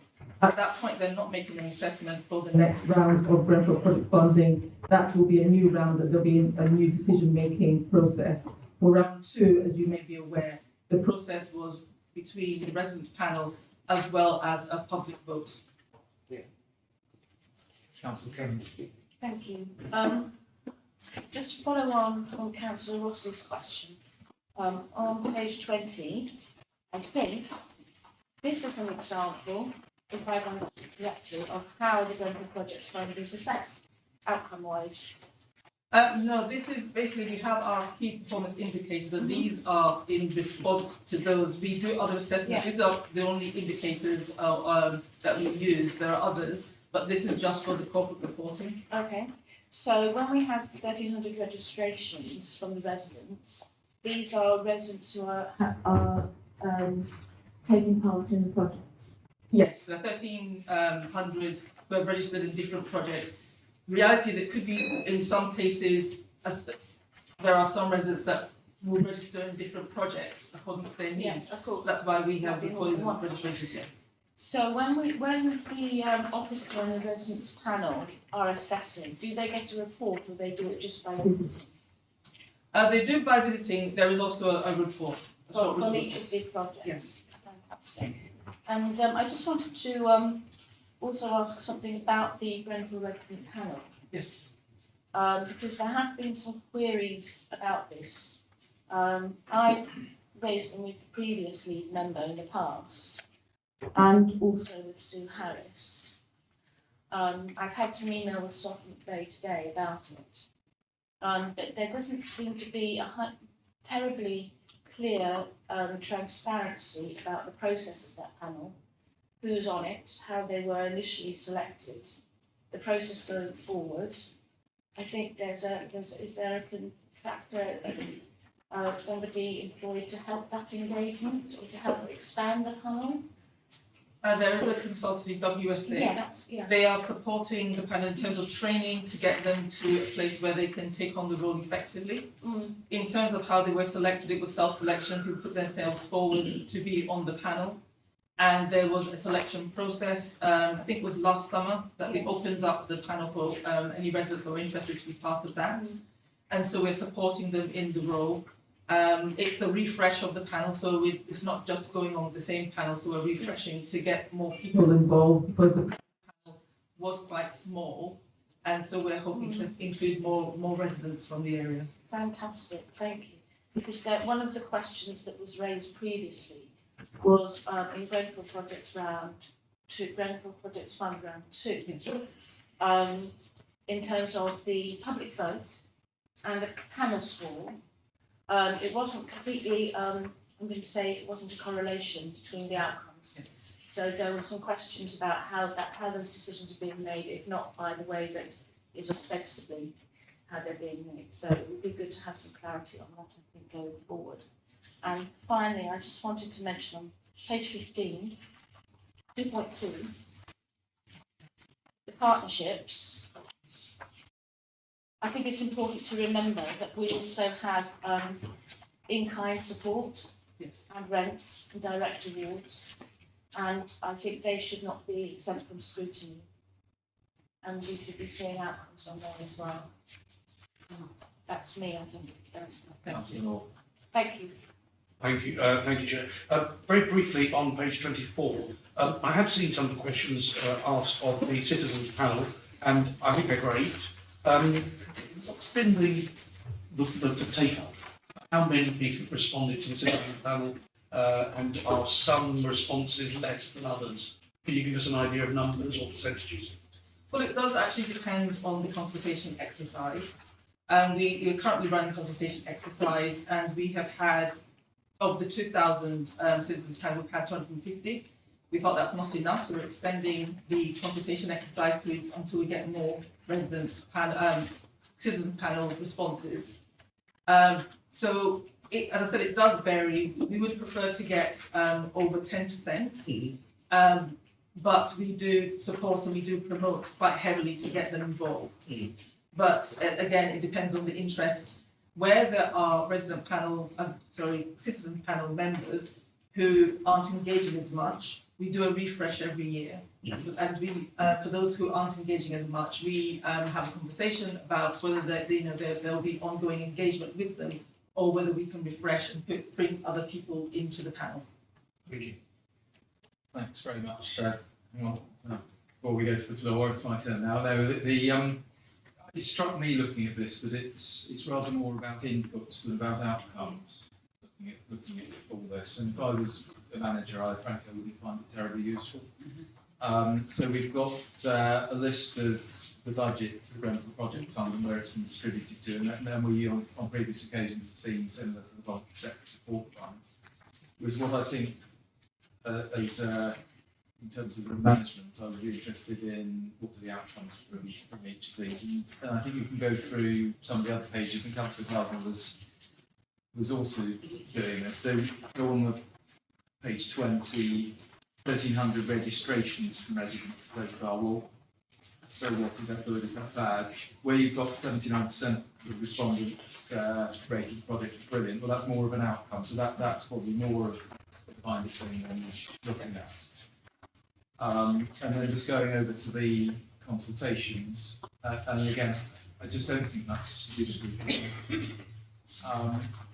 Because we've got the outcomes very consultation specific. Is the subject interesting? Is it not interested? Is it excited residents or is it not? We've heard an example, I think, from housing earlier where they had 800, but we've been talking about one where there was only 101. But from your stats, the 101 will come out on here as low, and it might have even been in low period, like an election period. So perhaps a percentage there might be useful. But then you'd have to put a lot of context behind that, because the subject matter might have been fairly anodyne, or it might have been hugely interesting, in which case you'd be up through the roof. Is that good, is that bad? We don't know. Who said we did? Yes. I don't really know how you can put one of those onto a consultation when you don't know what they've said. Or maybe I've got that completely wrong. Because you need to find out what they said before you can do something. Yes, that is the sequence. You find out what they've said, then there is an action plan about, well, they've said this, and we want to take action, and then you said. So it's on a follow-up as opposed to a consultation. Yes, it's a follow-up. Sorry, if that wasn't made clear. So I think that's sort of my overall point is that if this was being done for me, I would want it to be about outcomes, not about inputs. But that's my feedback to you. But we've got some questions from the floor. It's also me, I have a hand up first, so go ahead. Starting with apologies, Moira, and just to tell the committee that I've been working with Moira, and she works really hard. And what I'm going to say, it's not on you. So she inherited a really bad situation. And coming back to Councillor Rossi and Simon's point about the process and also value for money, I'm wearing the space hat right now. We did go through the process. We topped the vote in North Kensington, so by and large, we were the most popular project. We had the top score from the panel, but our funding was reduced by 44%. So it seems that the process in itself was more pleasing or giving more people. So that's where you failed to start with, because you can't have value for money, because that wasn't judged on the strength and the outcomes. I'm concerned about this resident panel. I don't have confidence in it going forward, knowing that there's also an employer of arbiters in that panel. Is that, sorry, Samir, is that the citizens panel you're talking about? No. The resident panel. Residents panel in So when I realised the Grenfell panel, right. So when I realised that something wasn't quite right, I sacrificed my time and went through the process as a mystery shopper. The process is not fair. We're paying for a consultant that's really not independent. It came back with Nottingham being overrepresented, and I'm going to wear my Gerald Browning House hat. I don't see how a proper process gives you the wrong outcome. So we're concerned because that's money that's allocated for people affected by Grenfell. And there's no legitimacy. I'm sorry to say to that resident panel. It's great, but there are only a group of people. And I'm concerned moving forward because the rental budget is reducing, that need to be reduced. And I think we need to stop trying to please people, and that's not coming from Umora, it's a culture that came before. I think we have to stop pleasing a certain group of people and just making the right decision based on outcome, based on value for money. It's not happening with the way that the current panel is. Thanks very much. Thank you. Yeah, I've got a couple of questions. One of the questions is to everybody here. I'm You're from the asking- south. We're asking questions of. Oh, yeah. the executive. No, I mean, because it's the Housing and Community Select Committee. Yeah. So it's to do with communities.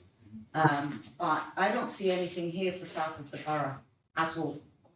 And the worry with that is that the little that we do have, Moira, and the one thing that is holding a lot of the residents in Wells End and the surrounding estate actually has been taken away from us, and we have not had a say.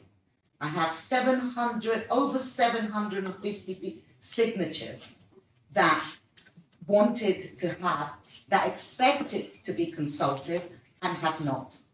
Then there was that meeting where it was vocalized that the public meeting was needed, even though you guys have already made the decision. But the decision that you have made, and I'm talking about the closure of the Wells End Neighbourhood Advice Centre. The alternative that we've been given is a Mickey Mouse partnership between the CAB and Nucleus. Unfortunately, the CAB is a giant in the industry, such a giant that central government quote them and rely on them. They're too big, they're grabbing all the little neighbourhood advice centres, the neighbourhood and community places where they have the ability to the hard to reach individuals, and the service that you guys have given us as an alternative doesn't meet the requirements or the needs that the community have. We've not been listened to, and I would like to know, Moira, why? Because if I have over 700, that was me in just 1 month. I managed to collect over 750 signatures. And you guys have just gone, we don't care. Made your decision, and now you're told us we're not even having a public meeting. And you're going to dictate to us what you think is going to be an okay service, but you haven't asked us what kind of service we require. You haven't asked or even worried about how many people are going to fall through the cracks with the type of service that CAB is saying that they're going to offer. They're not offering anything alike what WENAC has always been able to deliver for the community and the surrounding estates. Now, value for money can be deceiving because the CAB's model of advice is no longer one that supports the client when they come in. It's extremely difficult to actually get to see anybody at the CAB, and when they actually do, you get a printout of documents and you go away and you deal with your problem. A lot of people in social housing have serious issues. If you have to take 5 steps before your problem is even looked at, then how is that helpful for the community? How does that meet need? It doesn't. And on top of that, you haven't even listened to us. You've basically turned your back on us and told us, we don't care. You're not giving us anything that's going to meet the needs of the community. And I would like to know why. And I'm sorry that you're having this because it's Sof McVeigh that really should be here answering these questions. Okay, thanks very much. Maura, do you wish to Yes. say something in response? Yes, so I will start with the decision on WENAC. The council did not withdraw the service. What we had done is WENAC had signed an agreement when we gave them funding. They were underperforming. We tried to support them for a year to make their performance reach the level that they had agreed to. And and unfortunately they were unable to meet. Moira, their they weren't commitments. underperforming. Let's hear the answer, They were please. not- We need to hear the answer, Moira. It was But so- you're I misleading. gave you Moira. 5 minutes to speak. So I need to- This was the information that they provided. We worked very closely with WENAC over the past year. And since we have made the decision, they haven't disputed it. To a certain extent, they have said, these The figures, residents have. the residents have, but we're working with the organisation. That's the first thing. But we did not withdraw the service. We took the funding, the Voluntary Sector Support Fund funding, for information, advice and guidance. One of the areas where they were underperforming, where they were not supposed to rely on one source of funding. Okay. If we would take funding from any other research organisation, it wouldn't close the organisation down. The board made the decision to close the organisation. What, can you No, be so we don't specific need to- about the? No, can you be- I'm not going to take a supplementary now. I will. This is very happy really to- unfair, no, it's because not- we have nothing in the south of the borough. We get nothing down there, and the little that we do is true. Now, the Because we're underperforming, going too far away is from about the the agenda funding. here. It's not about what No. they were meeting the needs of the residents, No, and we- that's what's really We frustrating. are going a long way from the agenda here. Now, I'm very happy if you want to write into the committee. I've done that a million times, All and right. nobody listens in the council. I'm more than happy to pass on the question there, the supplementary question that you've got in writing tomorrow and get you an answer to it. The purpose of this agenda item is actually to give feedback on the paper that we've got here, not to go into the detail of the things. But we've I talked thought about. that, this was the housing and community select It scrutiny. is. And We've it also can, got as well, send not part of that. We've got a long agenda to get through, and I have. So when do we, in the south of the borough, get a voice in?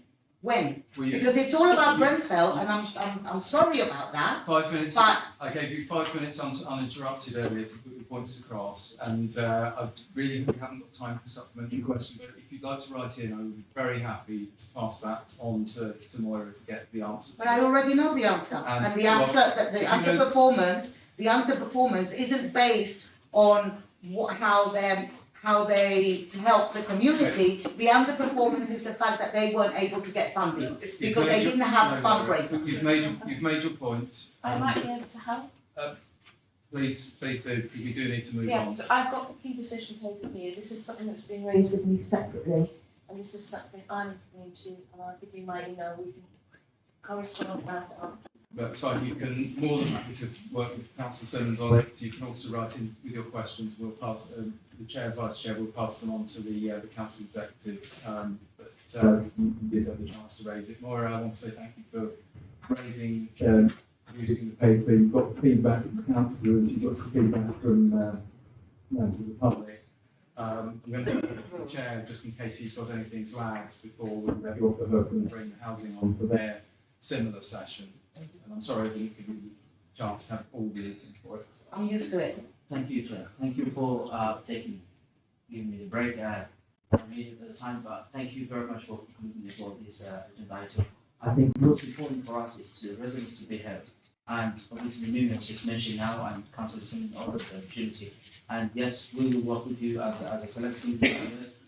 I don't recall you came to us on this communities issue. On this committee, I do not recall us having this discussion. So it's the first time. So let's start. I've been corresponding and trying to do I things understand. with I understand. with them. This select committee that I'm talking about now, that I'm chairing and vice chair sit with me, and the rest of the committee is the first time You're right. we've raised this issue with us. So thank you. Give us the time. We will work with you on this. Write to us. You will and get the emails. Councillor Simmons is here. We will work with you, and we will like the communities. Yes, these questions will have been covered for the lead member. Sadly, we can't control the humanity. Some people not feeling well, we have to give the time and wish well. But Moira, thank you very much for the time. We will come back to you, and we will really want to communities, both the north and the south, in fact, the whole borough, to be given opportunities and to be heard and to be listened to. And once again, thank you. Thank you. We're moving on to agenda item 6. 5.3, yeah, 5.3 actually, yes. Before I rush to that. So, thank you very much. Again, performance reports on housing and social investment performance. Once again, lead member as well as the senior officers, we appreciate it.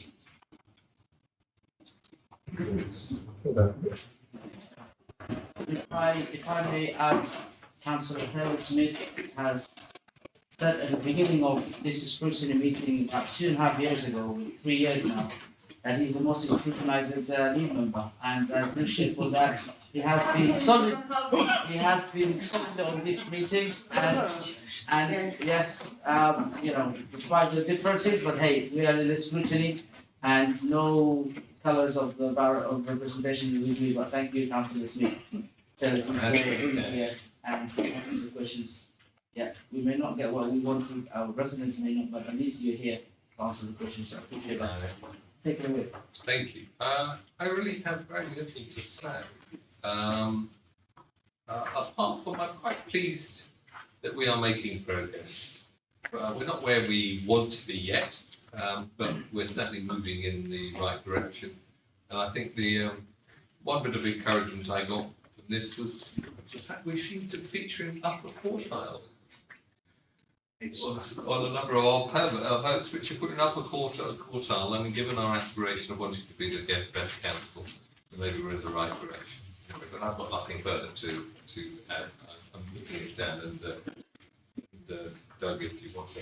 I think as you said, this is obviously the first time we've talked, so we are, as well as being happy to answer questions on the kind of substance of what you see in front of you, obviously we've then discussion to have about kind of how often and what you want to see in something involving business. Thank you. Yes, also to mention that the person for the chairman for Overview and Scrutiny Committee, Councillor Mary was sitting there, and she's really contributed to this, to get all the select committee members to look into the performance reports. So thank you, Councillor Ward, for that raising for all select committee members. Councillor Rossi. Yeah, and if I could, I am on page, I don't know, could help with some of the graphs. And I think that's the first page of the. Is that the homelessness graph? Yes, it's homelessness. So we, okay. So could I just ask, so, a few things. Where prevention is unsuccessful, what happens to people? Presumably, if it's other, maybe they go and stay with a friend or family or something like that. And then we have advice on homelessness, and then homelessness inquiry. So presumably, the advice is that people are saying, I think I might become homeless, and the homeless inquiry is the actual, I am going to become homeless. And then I don't really get the last one, which is the homeless relief duty outcome. So if someone could just sort of talk me through those graphs. Yeah, I'll do that. Thank you. So the initial inquiry, you're correct. If somebody thinks that if somebody has a housing need and they think they may be homeless, they can approach us, and our responsibility is to give them advice under the provisions of the Homelessness Reduction Act 2017, and try and give them appropriate advice to prevent them from getting into a homeless situation. What we're working on improving is our early intervention, because unfortunately quite a lot of people come to us too late.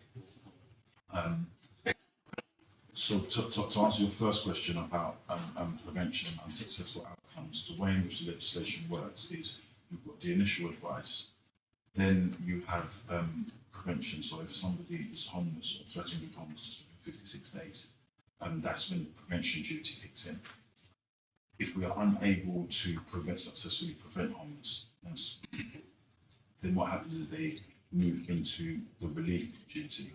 So the relief duty is also for 56 days, and that is where we try to relieve their homelessness. Now, a lot of the residents who go into the relief duty, those residents go into temporary accommodation, if we have reason to believe that they're homeless, eligible in priority. And then if we are unable to relieve homelessness, that is where we move into what is known as the main duty. So we need to determine what duty, if any, is owed. So that's whether there's a full council rehousing duty owed, or whether we need to provide advice and assistance. So if the relief is unsuccessful at that point, that is where you would move someone into temporary accommodation. Is that right? Well, no, what happens is if the prevention is unsuccessful and we've got reason to believe that they may, if the prevention is unsuccessful, they move into the relief duty. Temporary accommodation is only provided from the relief duty onwards. The only time temporary accommodation is provided at the prevention duty is if they're only going to be in temporary accommodation for a short period whilst works are carried out at their property for them to move back home. So it's the last one.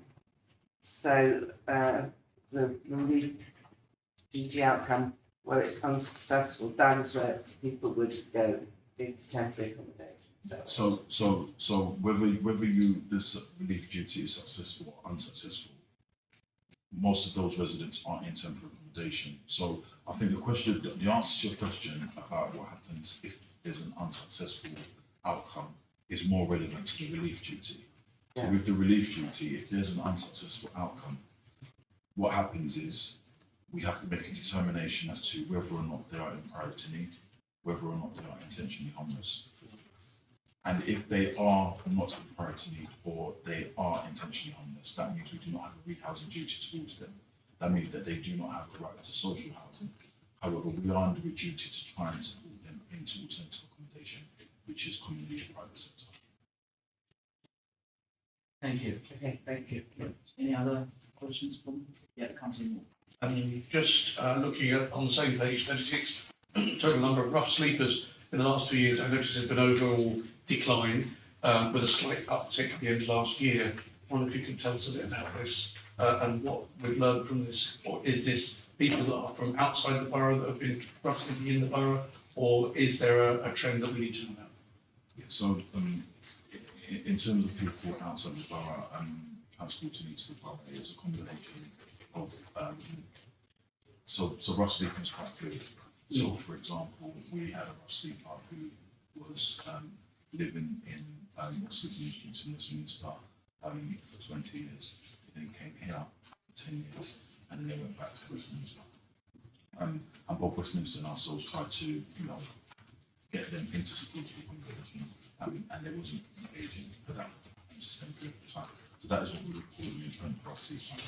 The figures you're looking at is because there's a lot of flow, it's the figures calculated over a period of time. So at the moment, we average between 10 and 20 rough sleepers on the street at one period of time. But this is the flow over a period of time. We have been given increased funding from the central government to we in comparison to our neighbouring boroughs, we have a low rough sleeper number. But we do have too many rough sleepers because I think one person on the street is too many. But in terms of our intervention and prevention of rough sleeping, we are one of the best in London. That's for that. And it's a very difficult area, especially when there are a variety of complex issues that impact people who are sleeping rough. But this is an area where we're performing.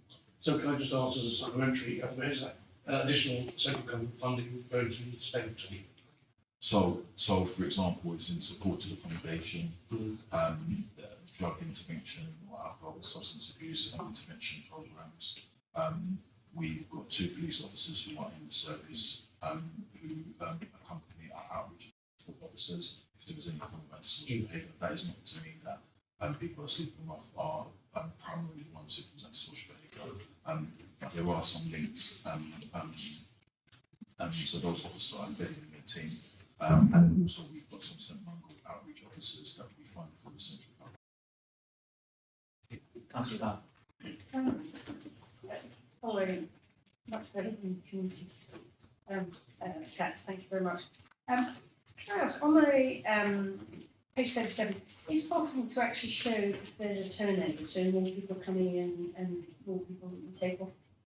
That list. So at the moment, I know you talk about 10% reduction, but I was just wondering, is it possible to see if there's any churn? It's just temporary accommodation.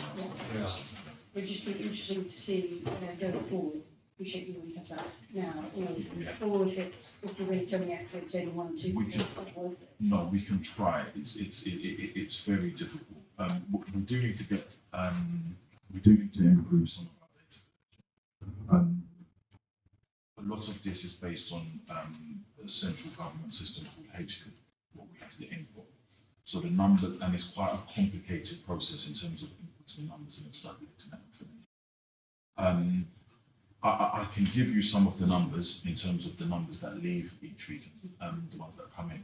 But you might have a situation where, for example, some residents go into temporary accommodation, they're there for a few weeks, they leave. So it was not going to give you an accurate picture of this household, this particular household, how long have they been in temporary accommodation.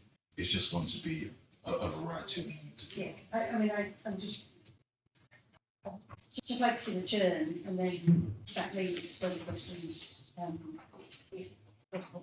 And then, as regards the, so page 40 in the arrears, those are people who just explain that's money owed to the council, is that right? Yes. So there's two sides to arrears. So we've got the residents who are currently in temporary accommodation, who are in arrears, who we are supporting to try and maximise their income so that they can pay their rent once they're in temporary accommodation. And then we've got those who have left temporary accommodation, and a lot of them we are unable to find them in order to retrieve the funds. So what stage do you work that at? Yeah, that's a very good question. That is a very good question. So usually what happens is we work with finance to determine when the appropriate period is. It does vary. Generally, after 6 months. Thank you. Thank you very much for that response, Councillor. Let's make it brief, please. Not you, it was answer to the question. Thanks very much. So what I liked about this is that it's got a comparator over time on most of the charts, which I think is quite useful for working out what's going on. What I liked less, and please don't take this as a criticism, is that it's quite technical, and those of us, or those of you who work in housing every day, you probably live and breathe this, whereas those of us on the committee and others looking at it coming to educate, they will be bit into it. And so I did find some of them a little bit a bit technical, a bit hard to follow. But my question, I think, is how often do you, it's really for Dan and Ken, how often do you look at this? How often do you review it? So just on your, so we were, the way as part of what I said in my introduction, the starting point for introducing this data was simply to share with you what we use ourselves. So understandably, this is in a way, this was designed as a kind of management tool originally. So I'm not surprised to hear you give that feedback. But I understand exactly where you're coming from. In terms of how we use it, so we have my director and management team, which is me and Kojo and Doug and Anna Denver, who didn't make it tonight.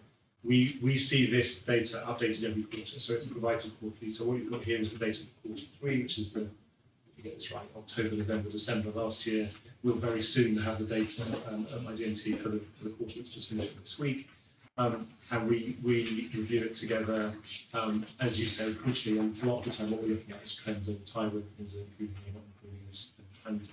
And I will then also pick up specific issues of concern in slightly more detailed one-to-one conversations with the directors, but then they are also, in their own management teams, digging into the next level of detail, if you like, with their operational staff.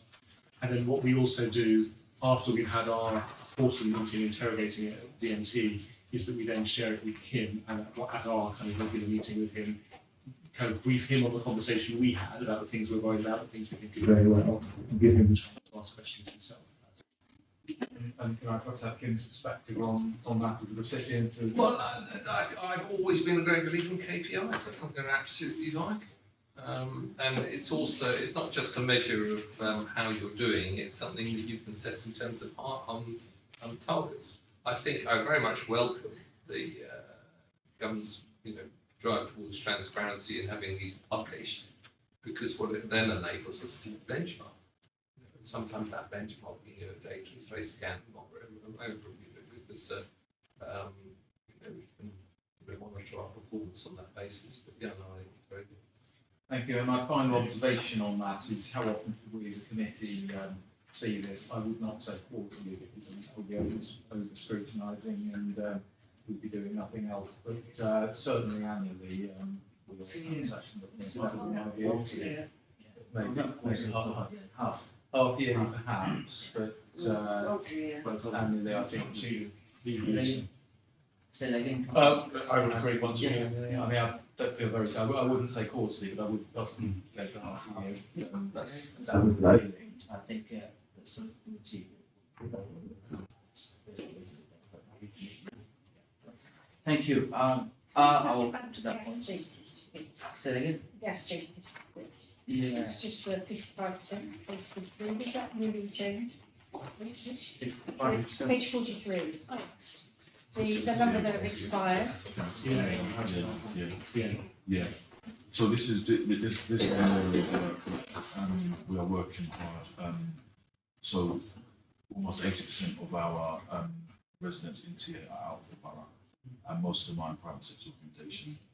So it's about trying to engage with the private sector landlords to ensure that all of them are compliant. So this is an area of focus for us. So just to finish what Councillor Hammond asked, do you think annually or every 6 months? I don't mind. Yeah.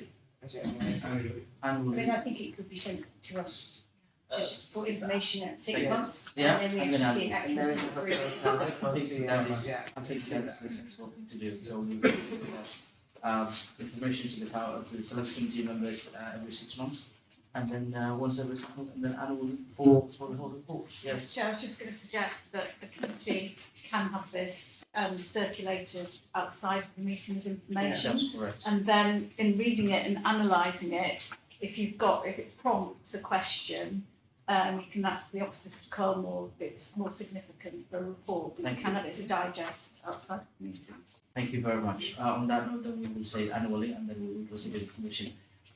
Yes, I mean, Councillor, you wanted, hold on a second for me, please. Councillor Simmons, you want to put the question? We'll finish with the select committee members. Just very briefly, I'm looking on page 47 and 46. Okay, first 46 has got voids, turnaround. Well, that's, we will come to that's the next agenda item. Let's go more into details for the, I mean, it does contain with this one, but if you want to ask the turnaround for empty homes. No, it's not empty homes. Okay. This is part of 5B. No, it is part of this one, but if you have. Yeah. It's a bit of an error. I just wanted to understand the graph, Take it away, basically. Take it So away. the graph on voids turnaround, which is the grey one, the number in the middle, is that the average? That's the right target, okay, thank you. And then the other ones which are about satisfaction rates, so on page 47, 48, we can see the target there. This performance looks splendid.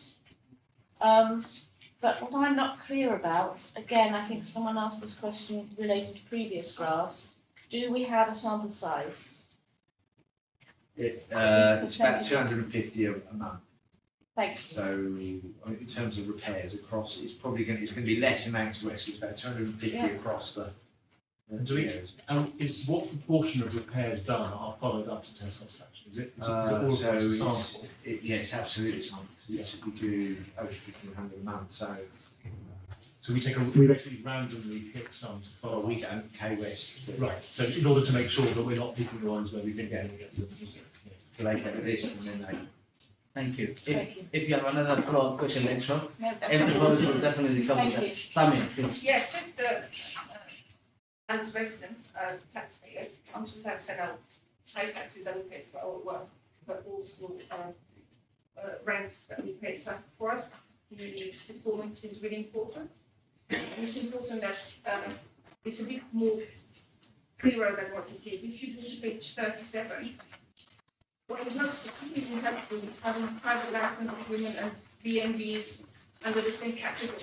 So it's hard for us to see whether you keep families in bed and breakfast for longer than 6 months, which is a massive KPI to have, because legally you can't keep families for more than 6 weeks, and putting it together with private rented properties is not really giving you that data.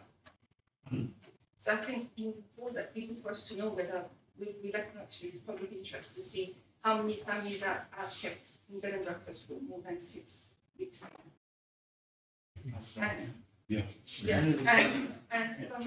and it's interesting to look at to compare the performance of housing management and housing needs. If you look at page 42 and page 49, it seems that the number of complaints for housing needs, given that housing management has at least double or 3 times as many inquiries, is quite high, and you see why it's quite. There are delays in dealing with stage 1 and stage 2, while housing management seems to be doing really well in responding to the target. So that's why page 49 and page 42. It'd be interesting to see what's the difference between the two services.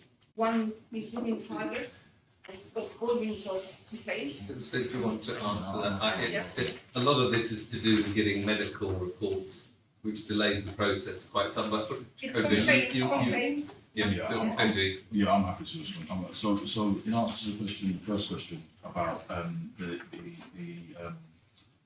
numbers in bed and breakfast, we do have that data. Central government, we would have to report that data legally to central government.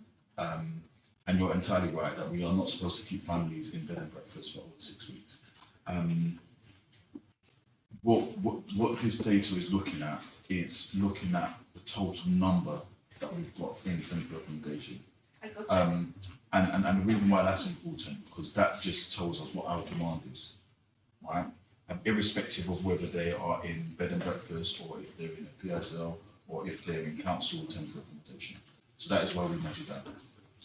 In answer to your question about the complaints, you're entirely right, I agree with you. The performance of housing needs, and I've come to a previous select committee on this matter, performance of housing needs in terms of complaints and members' inquiries is not where it needs to be, and that is a focus of our attention, and we are working towards improvement. But as a housing authority, I think that figure on the number of people in bed and breakfast, we ought to know it.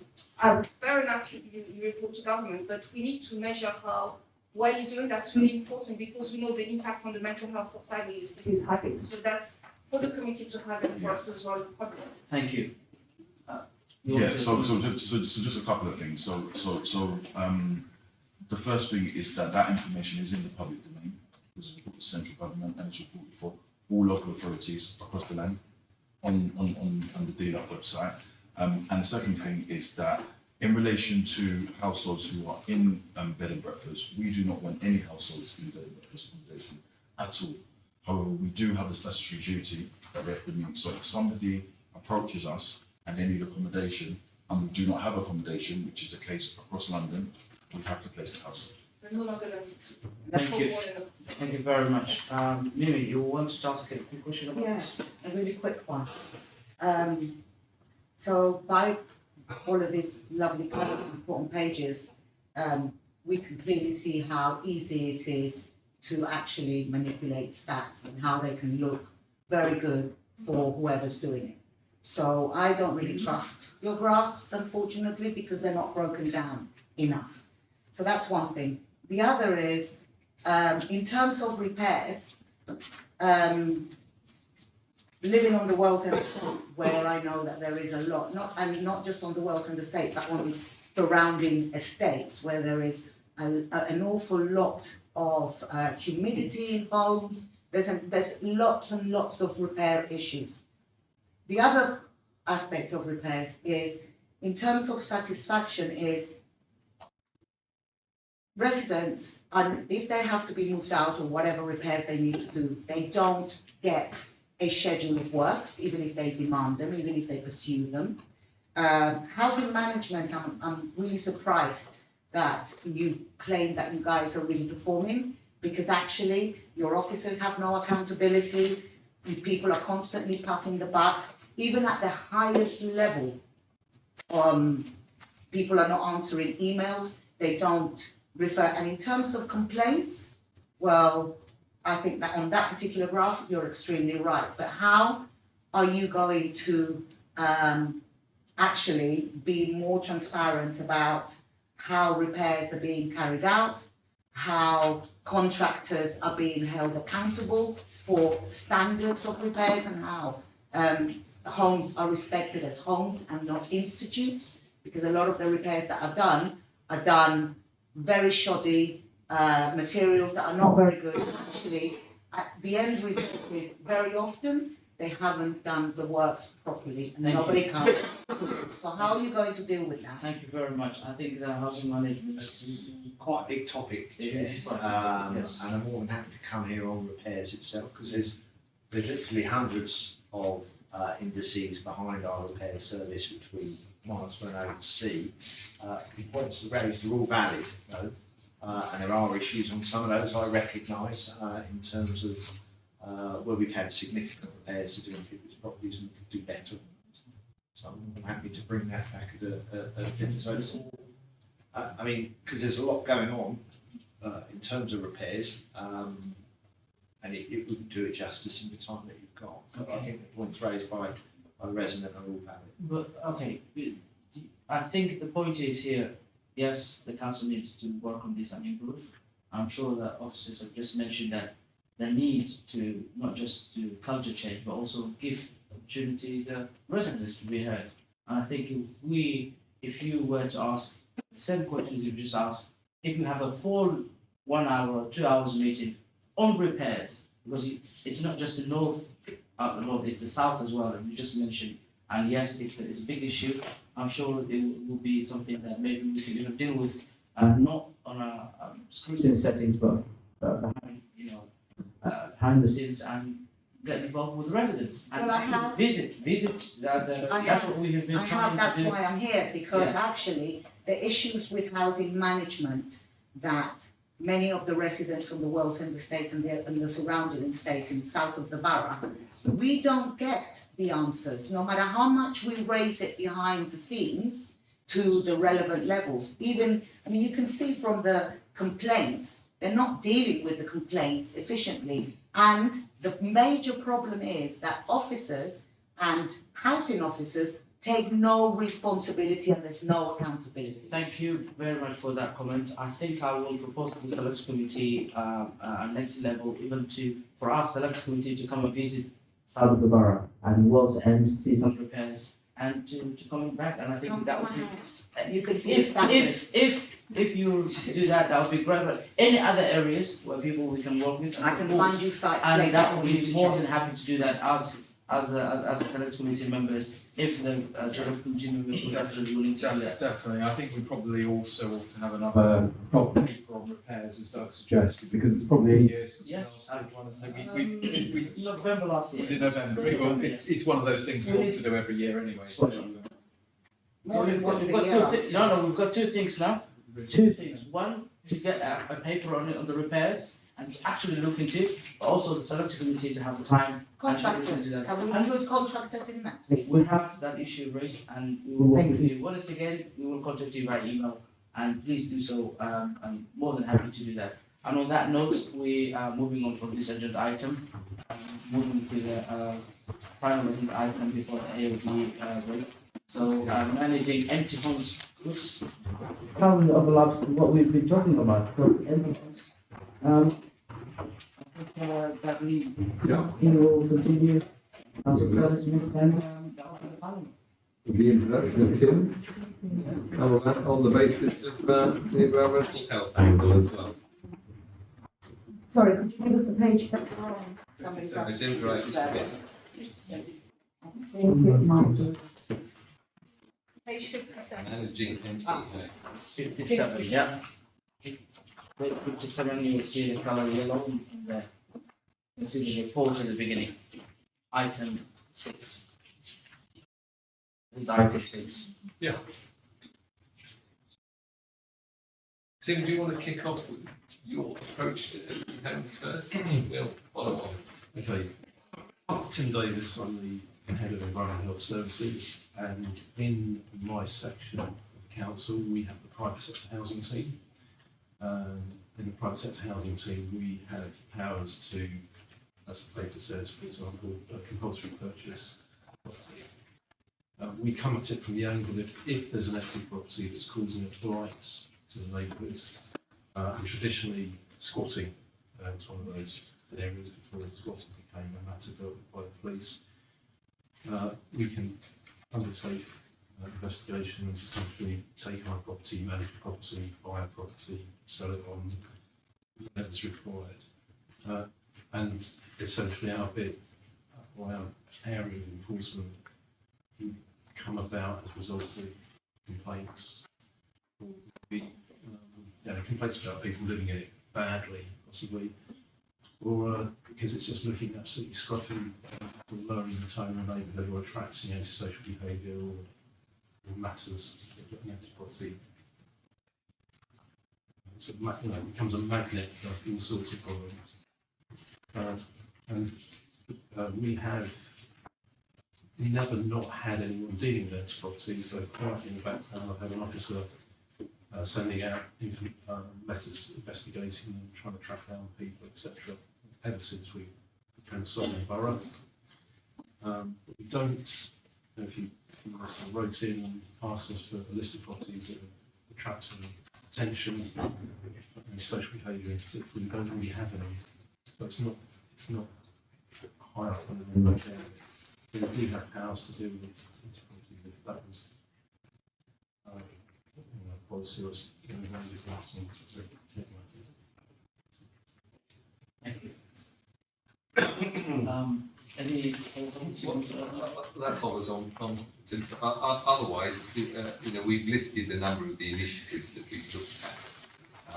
The reality is that in terms of legislation, compulsory purchase, EDMO, etc., those are ones which really are a pretty blunt tool in terms of bringing third-party empty homes back into to life. As far as the, we obviously have other tools in terms of premiums for council tax to encourage people to bring them back. I suppose one comfort I do take, again, if you look at statistics in terms of, Doug's team's been putting a lot of effort into empty homes in terms of getting them re-let, and you can see that our performance benchmarking on London is good, but we'll still keep pushing very hard on this. But I've got really no further. Doug, do you want to add on? In terms of our area, I think that's probably more because we are. The fact is, in London, everyone's been struggling with empty homes, and that's why we've done practice decision to try and do more, try and let our properties in a better standard. It hasn't really filtered through in terms of satisfaction yet. I think we're learning from some of the feedback that we've got. We, as opposed to just getting the void done as quickly as possible, what we wanted to do was do the capital works there so we don't have to come back to it, as we've got a lot of capital works during the next 4 or 5 years.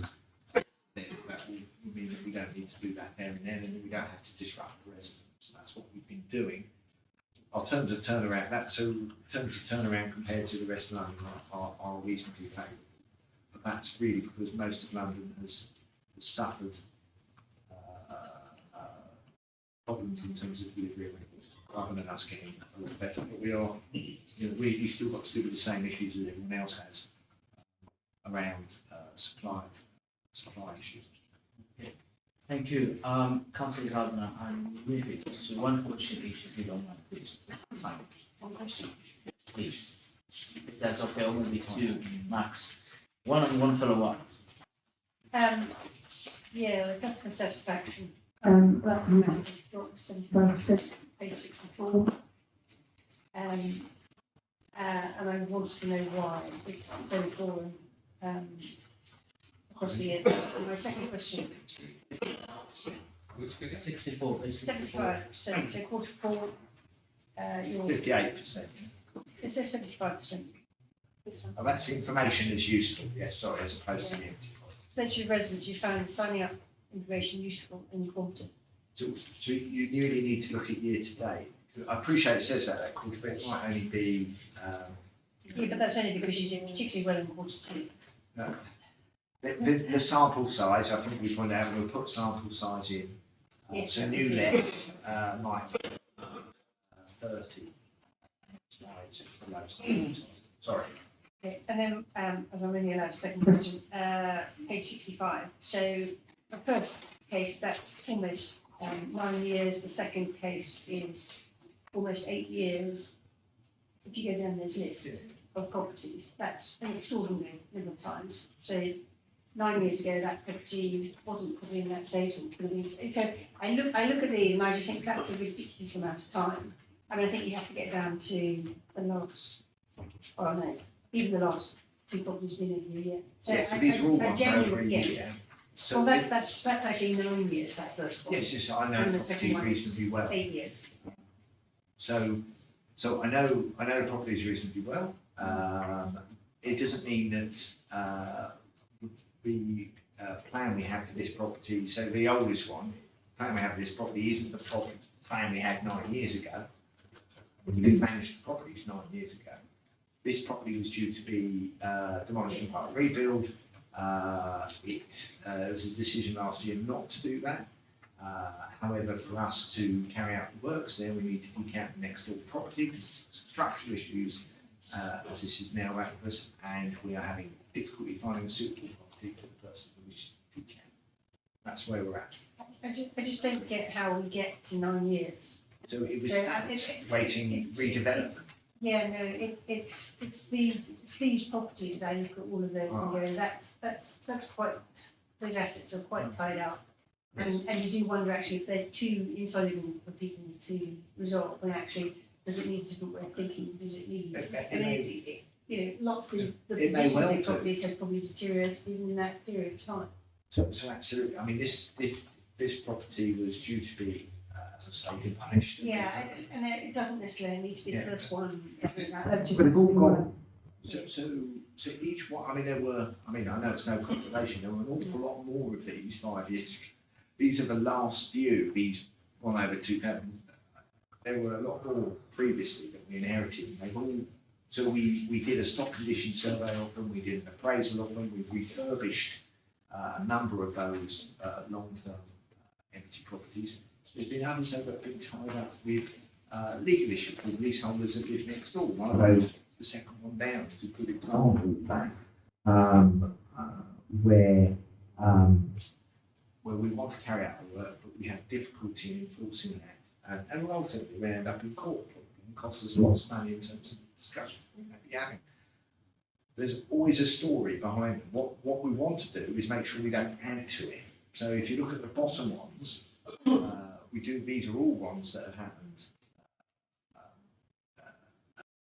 recently. So we have, a long-term fire damage ones. We've got one which is in a block of flats with a structural issue where we know we need to address that. But the time to do that is when you're investing in the whole property, because there's a number of properties there, but there's only one that's empty, and that's one that's experiencing that. So I do understand that, and it doesn't make me feel great that we've got all these properties empty, all these properties. We've got a handful of properties that are empty within the general needs area.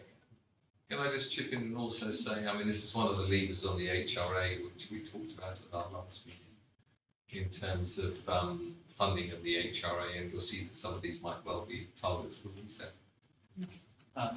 Thank you. Councillor Hunt. Thanks very much.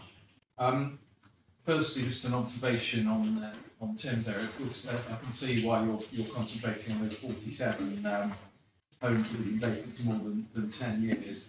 But I think for the borough as a whole, and I don't think of your area, Tim, the short-term holiday lets is a far bigger problem because you've mentioned 47, because about the GLA reckons there's more than 5,000 of those in the borough. In terms of the private rental prices, the private sale prices, that's a far bigger impact on homelessness and the ability of people to live in the borough than the ones that you personally have got some kind of lever on there in the environmental health department.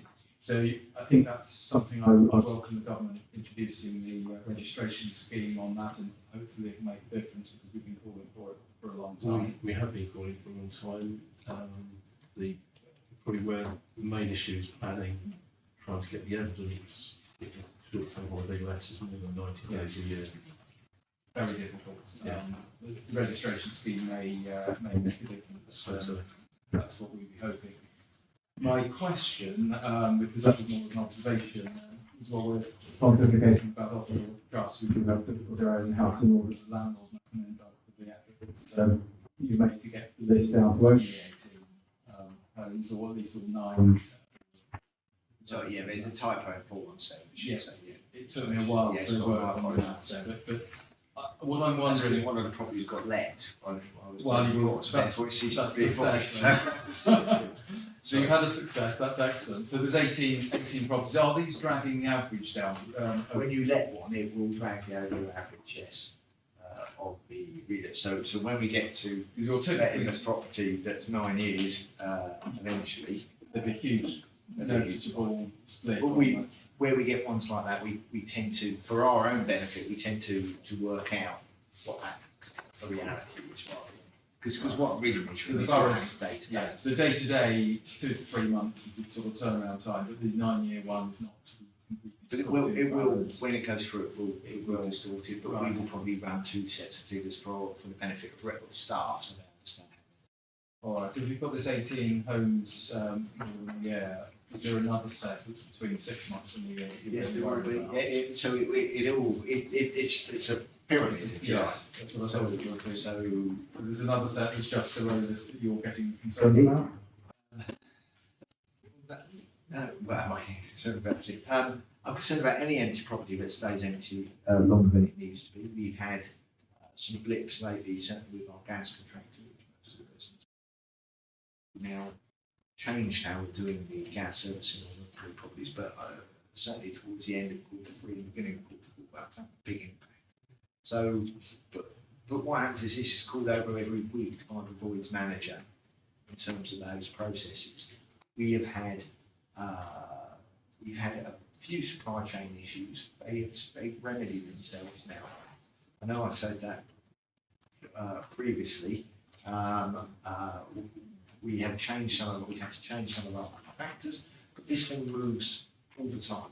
So what happens is every week we look at our empty properties and work out who's the bidder. It gets specified within a week or so. Then goes off to the contractor.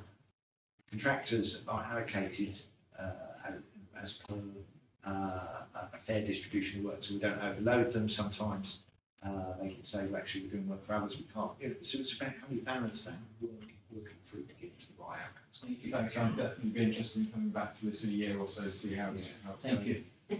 Any other councillor? Just, okay, before I went, you will be next. Yes, Councillor Rossi. No, Councillor Rossi. Okay, so, an observation.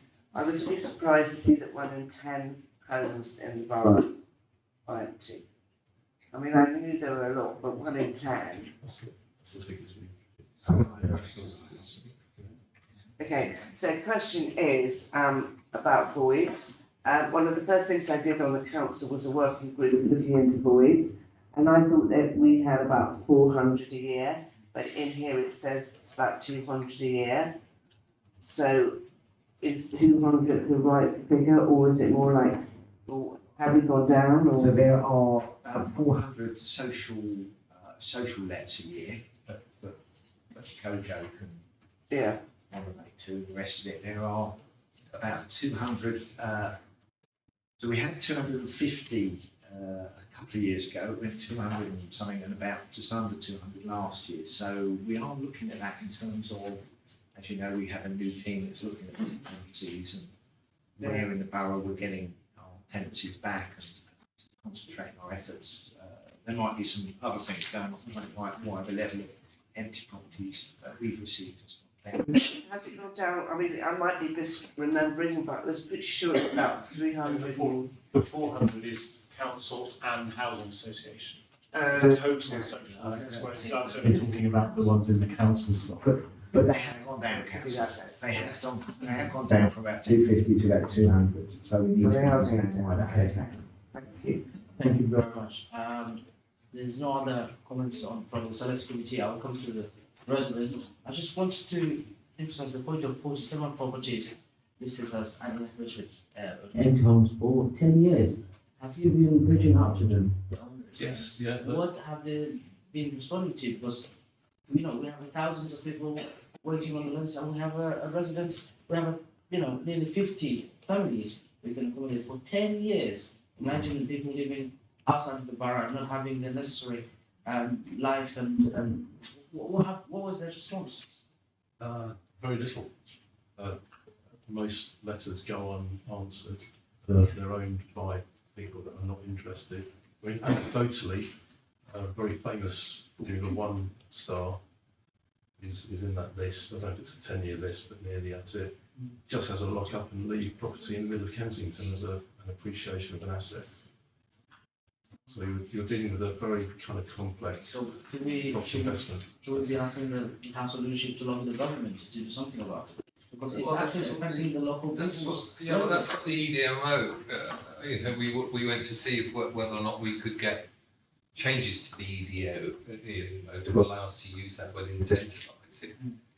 But the reality is, although sometimes people, feel, well, it's terrible, it's that, compulsory purchase, we would have to pay market value.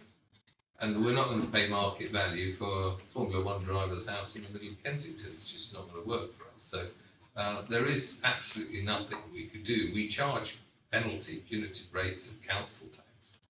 But again, the level of housing that we have that people are buying these as second homes doesn't really incentivise them not to use them. These are effectively holiday homes. So technically, if the council can't do about it and the local people are suffering residents, it's the government that should be dealing with it, and the government is not dealing with it. So it's just. Well, the government's not going to turn around and not allow people to have a holiday. No, for the same reason we've been having a debate today about whether or not you should be allowed to have a caravan in Canby Island. I mean, it's just not within our gift. It's not something we could go to the government and say, by the way, these empty homes can be compulsory purchase them. I mean, we're a free democracy. We're talking about 50, and then Councillor Hammond just mentioned 5,000 for Airbnb properties, and that is really changing from 50 to 5,000, and I think it affects people's morality and residents who otherwise would not be in a temporary accommodation outside of the borough. And I think it's a responsibility for the leadership to deal with it, and so be it, if necessary, the government. Well, I think you'll find, with all other London boroughs as well, and it's a matter which we do discuss as far as London boroughs. It is a problem of having homes that are second homes that aren't being used. But the impact of it for us, as we see in our temporary accommodation, is a big increase in our rental costs. Thank you. Thank you very much for that response. I leave that answer. Yes, madam, if you start with your name, if you don't mind, please. Oh, sorry, my apologies, it's been too long, sorry. My apologies. It's the private empty houses, the council charges 300% more council tax. So you must know who to charge, you know who these people are. Who do you charge? And one question, the second question is that most of these people, if they're owned by offshore companies or by Formula One, F1 drivers or whatever, this is a pittance to them. They don't care about that much. So you need to take, more, well, I don't know what, but you need to do something a bit more than that. The road tax and the council tax and the roof tax. Unfortunately, we don't have anyone from council tax here to. It's not an uncommon comment from. But you should, council tax people are part of the council money. So it's like your right hand and your left hand. They need to speak together to each other. Well, there have been increases in the punitive rate, and whether or not we can increase again. No, I think it's also, if I was a Formula One driver, it's pretty easy to escape, because what I would do is I'd put a cleaner in once a week. You'd switch the lights on once a week, and you'd turn around and say it was occupied. That saying to them is not enough. It's not a punishment. You can put pittance to them.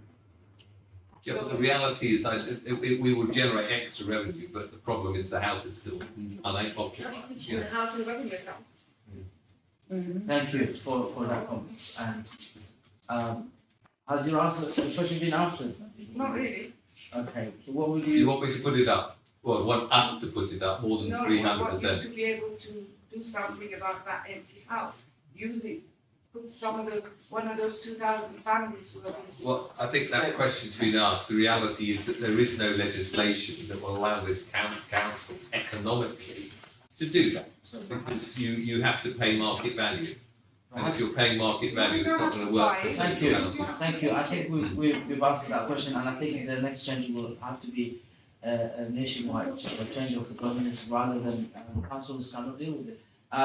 Maybe who are you first or Ian first? I can't remember. Maybe you Ian. can go first. Okay. Ian. Okay, so in terms of the percentages of residents who found the sign up useful, you've got a whole heap of percentages. Again, what have you put down, how many people have actually been asked? Because this is extremely misleading, we don't know. Also, who chooses the samples? Because ultimately, you could cherry pick. So we need to know what's the system by which the sample is chosen, and we need to know the actual numbers of people who have participated to come up with these percentages. In the bit where it says percentages of residents who are satisfied that the property met their expectations, how does this take into account the properties that are in Kensington and Chelsea, that are social housing properties but are not council properties? You know, inevitably, Kensington and Chelsea residents are going into Octavia, Guinness Trust, Notting Hill Housing Association, etc. How is the council ensuring that those organisations, those social landlords meet the standards? And then my final question is, these glossy things that we've paid for, that look really fantastic, do these apply to every single resident that gets housed, whether it's, because ultimately it's under Kensington and Chelsea, it's in the borough. So do these have to, do the social landlords also have to meet these standards? Because currently they're not. Thank you. I will add Ian's questions as well and then move on to the second answer. Yeah, we were talking about, well, we were all talking about the four-wheel one drive and the fact that you can't do anything about his home. The problem is that it's the actual council tax system itself which replaced the rates. Now, if there's still a rate system where the amount of tax you're collecting is based on the rental value of the property, their bill would be massive, and then that would be an incentive for them to sell, right? So essentially it's bad central government, it's bad local government for not realising that as well. Right? Now, section on page 58, section 3.8, Councillor Rossi mentioned that 1 in 10 homes in the borough which are out of use, and there's a superscript 3. How many homes are actually out of use? That's the headline statistic there. That's the statistic. But it goes on to say that there are currently 2,502 properties existing as empty and unfurnished, and of those, well, it includes 7,371 listed as a second home out of 2,502. So that doesn't add up. And also what's hidden here is how many properties have been uninhabited for more than 2 years and less than 5, or more than 4 years and less than 10. Because if you brought all those homes back into use, then there'd be no reason for you hounding council tenants to try and get them their tenancies handed back for various reasons. Yeah, so there's double standards here completely. Thank you, Ian.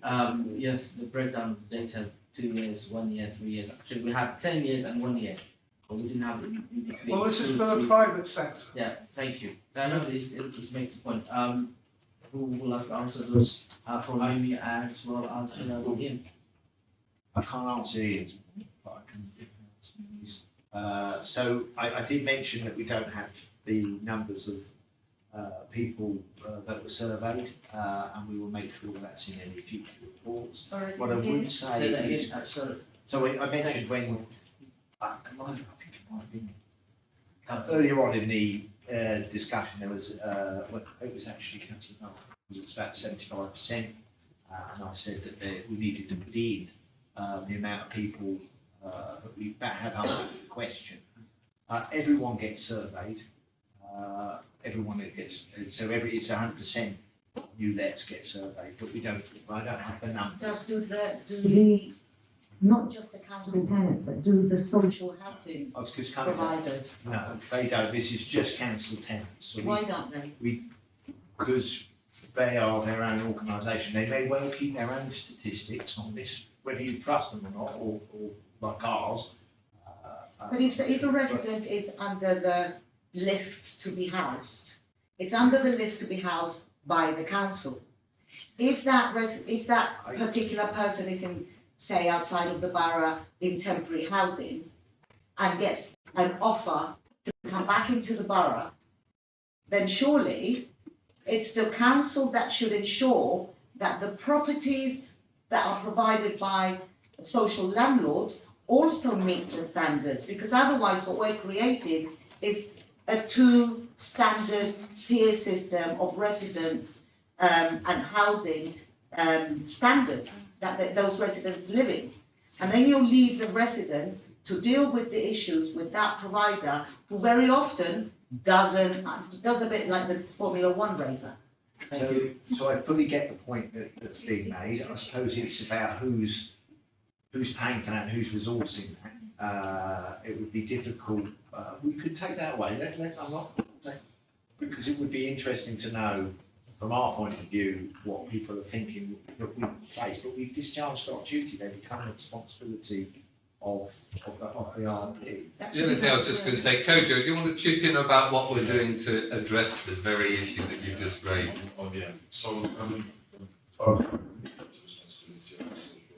there's a couple of things. So there's some work that Central Government are doing in relation to the social housing regulator to try and standardise the way in which properties are in terms of registered social landlords and house properties. But we actually have an RP liaison officer. Sorry. A registered provider liaison officer works with my service, and she works with housing associations in meets quarterly. We've got different work streams as well, and one of the things we are looking at is in terms of the standards of accommodation which is being provided by them. We can't mandate them to do and to have their properties to a particular standard. However, they recognise that there are things that they need to do to improve properties. And not all of them, some of them. And we are working with them on that. As Doug correctly stated, it's their responsibility, but we are working with them to try. So basically this document doesn't apply to everybody in the borough. Yes, it is in council, and if I may just come back to that point that we mentioned, the initial offer, let's say beyond that is yes the responsibility of the housing associations, but the initial offer, does the council have the responsibility to ensure that this property offered by the residents is fit for human habitation? Yes, so that bit, so in terms of the offer, ensure that the offer is suitable. Yes. That is a responsibility of the council to ensure that is. But the next stage in terms of the management of it. Thank you. Does that answer your question briefly? No, because actually there are tenants that are being placed in uninhabitable properties. So how are you, the council, ensuring that that property, that initial offer is suitable for that family? How do you do that? Because if you are not physically overseeing the standard of stock throughout, of social housing throughout it, then you can't really say that that then you leave it to the provider, because the provider, for example, Guinness Trust, are not meeting the minimum standards. I'll give you an example. A family was put in a house, in a property that had a boiler that wasn't fitted, it was just on the counter, and the thermostat was on the counter. That family then spent 3 months sofa surfing because they'd been moved from temporary accommodation to this other accommodation that was supposed to be all ready, and to date, none of the issues that house had has been sorted. Okay, may I just? So again, how do you ensure that? Thank you, Mimi. If you allow me to come back onto this, I think individual cases can be dealt with outside the scrutiny committee, and I would like the director of housing needs to take on this and look into the residence that has been offered a place which is not fit, but it's not this select committee's position to deal with individuals or more than happy. No, but that's general, because there's more than one. I absolutely understand, but it's I'm sorry. Yeah. The local authority can do it. I'm sorry. To maintain the standard in the district. I understand. It's the initial That's what she was the trying to initial point is the councillor's responsibility, and it's been mentioned. If it happens by the council will not do it, this is scrutiny to look into, and yes, senior officers and senior leaders of the council will definitely be responsible for that. It's not just move it away or nothing, and that's how the council has been done. And I'm sure if there's individual cases, Kojo will, Director of Housing Needs will take on from there. On that note, I will move on from this agenda item. Yes, your response. Yes, my number of homes. No, Only you 10 homes. have a very good response. How many homes are there? I'll ask, divided by sorry, 10. you've pointed, Ian, thank you. Who will respond to that? Tim, is that you? Yes, it is. Thank you. Obviously, we should have put a total in somewhere. Yeah. So we'll come back to you separately. Oh, you will? No, you're on the video. Yes, absolutely. Anyone who's watching. Good, understand good, what I mean. thank you. So the key is, I think the other bit you need, from what you said, is some detail from council tax to break down 3 years to 7 years, to show that thing as well, to make it super council tax. Yeah, but that's not a super council tax. No, just say the value of the home. Yeah. But we can tell you what the council's doing in terms of what the council tax charges. Okay. I will get this total for you. Thank you. Thank you very much. Now you have that on Yes, thank you all. Please, you haven't spoken, so let's you have this final comment on the item. Thank you. I just had a couple of questions about the private sector properties. How was it decided that 10 years would be the cut-off of the properties that you would investigate to be temporary accommodation? It was just chosen as a, I don't think there's any scientific reason at all, it was just. It's not that those it's a properties bit- were in worse condition or Not- dilapidated, or you not- could not enforce at all, the because EMO on them or. No, not at all, they're often in very good condition, very long, it's not, just that they're asset investment. Yeah, so why is it 10 years and not between 5 and 10 years? Why is it more than 10 years? It's a great question. Because they'll all be I in the don't- same, supposedly all in the same livable condition, because they're being maintained as an investment. I think the answer is there's no, I can't tell you why you divide it 10 years, but 10 years seems to be a reasonable point to pick up and say, we've got nearly 50 properties there, let's target those for starters, get some publicity, see if we can get some movement. Unfortunately, because they aren't causing antisocial behaviour complaints and blighting, they're not.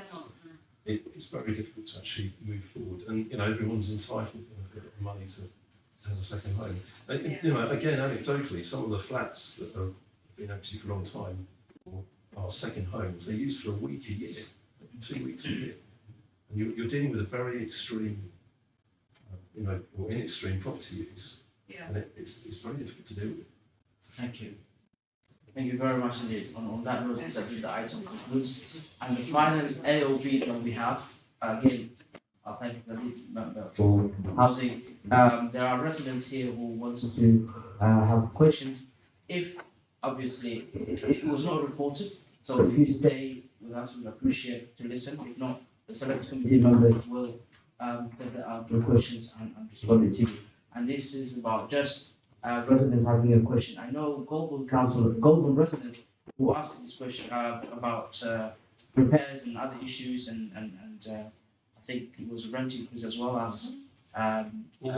Mr. Chairman, we're happy to take written questions if you wish to. Obviously, if we had advance notice of what's going to be asked, we could give proper answers. But fair enough. I think given the time, if No, that's okay. that's fair enough. That's fair enough. I think we're very happy to. This is A or B, and we will take the questions and obviously we will order minute and come back to you. That's how scrutiny is being done. But just for the record, for the residents who are here, lead member is definitely can go and stay, but he definitely wants to know for this matter. But we will take your questions on board and we will. Thank you. Can I thank everybody? I want mine on video because today I've got Housing Matters on page 9.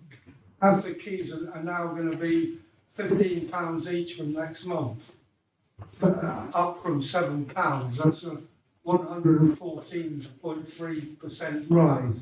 Okay. So why are council tenants being charged till the pipsqueak? Okay, so there's that service charge. So That's charge for spare keys. Yeah, spare keys replacement. Okay. 114.3 inflation busting increase. Okay, that's a question. That we will definitely. Mimi, I'll come back to you, Samia. Samia, sorry. In the £7. Thank you. Can we? Please, Mimi. I think the In quick the answer is interest that's of- what it's costing us, but we'll respond on that one, but once we In the interest of inclusivity, because basically a lot of the time is spent here talking about the fact that the council are not including the local residents. It would be a really good idea for you guys to actually have somewhere, everywhere on the estates, for example, the library, the list of your meetings here, because it's all right if they're on the website and you have access and you know how and you know what you're looking for, but if you don't even use a phone, then that means that you're excluding a huge amount of people that live in Kensington and Chelsea. So it would be great if you just ensured that outside the neighbourhood office or in the public library, if you have any left, to list all the meetings that you're having and who can attend. Thank you. And special meetings, scrutiny meetings as well as other meetings. Point well made. Thank you, Samia. Very quickly, because Councillor Stevens, that's quickly, No, just a second.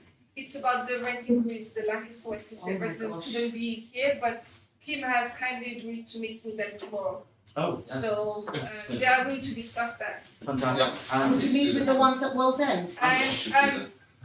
So my question very quickly. Yes. I'd like you as a committee to consider putting on the agenda of the next meeting, the Brentford Legacy Fund. I happen to be on the current legacy steering group.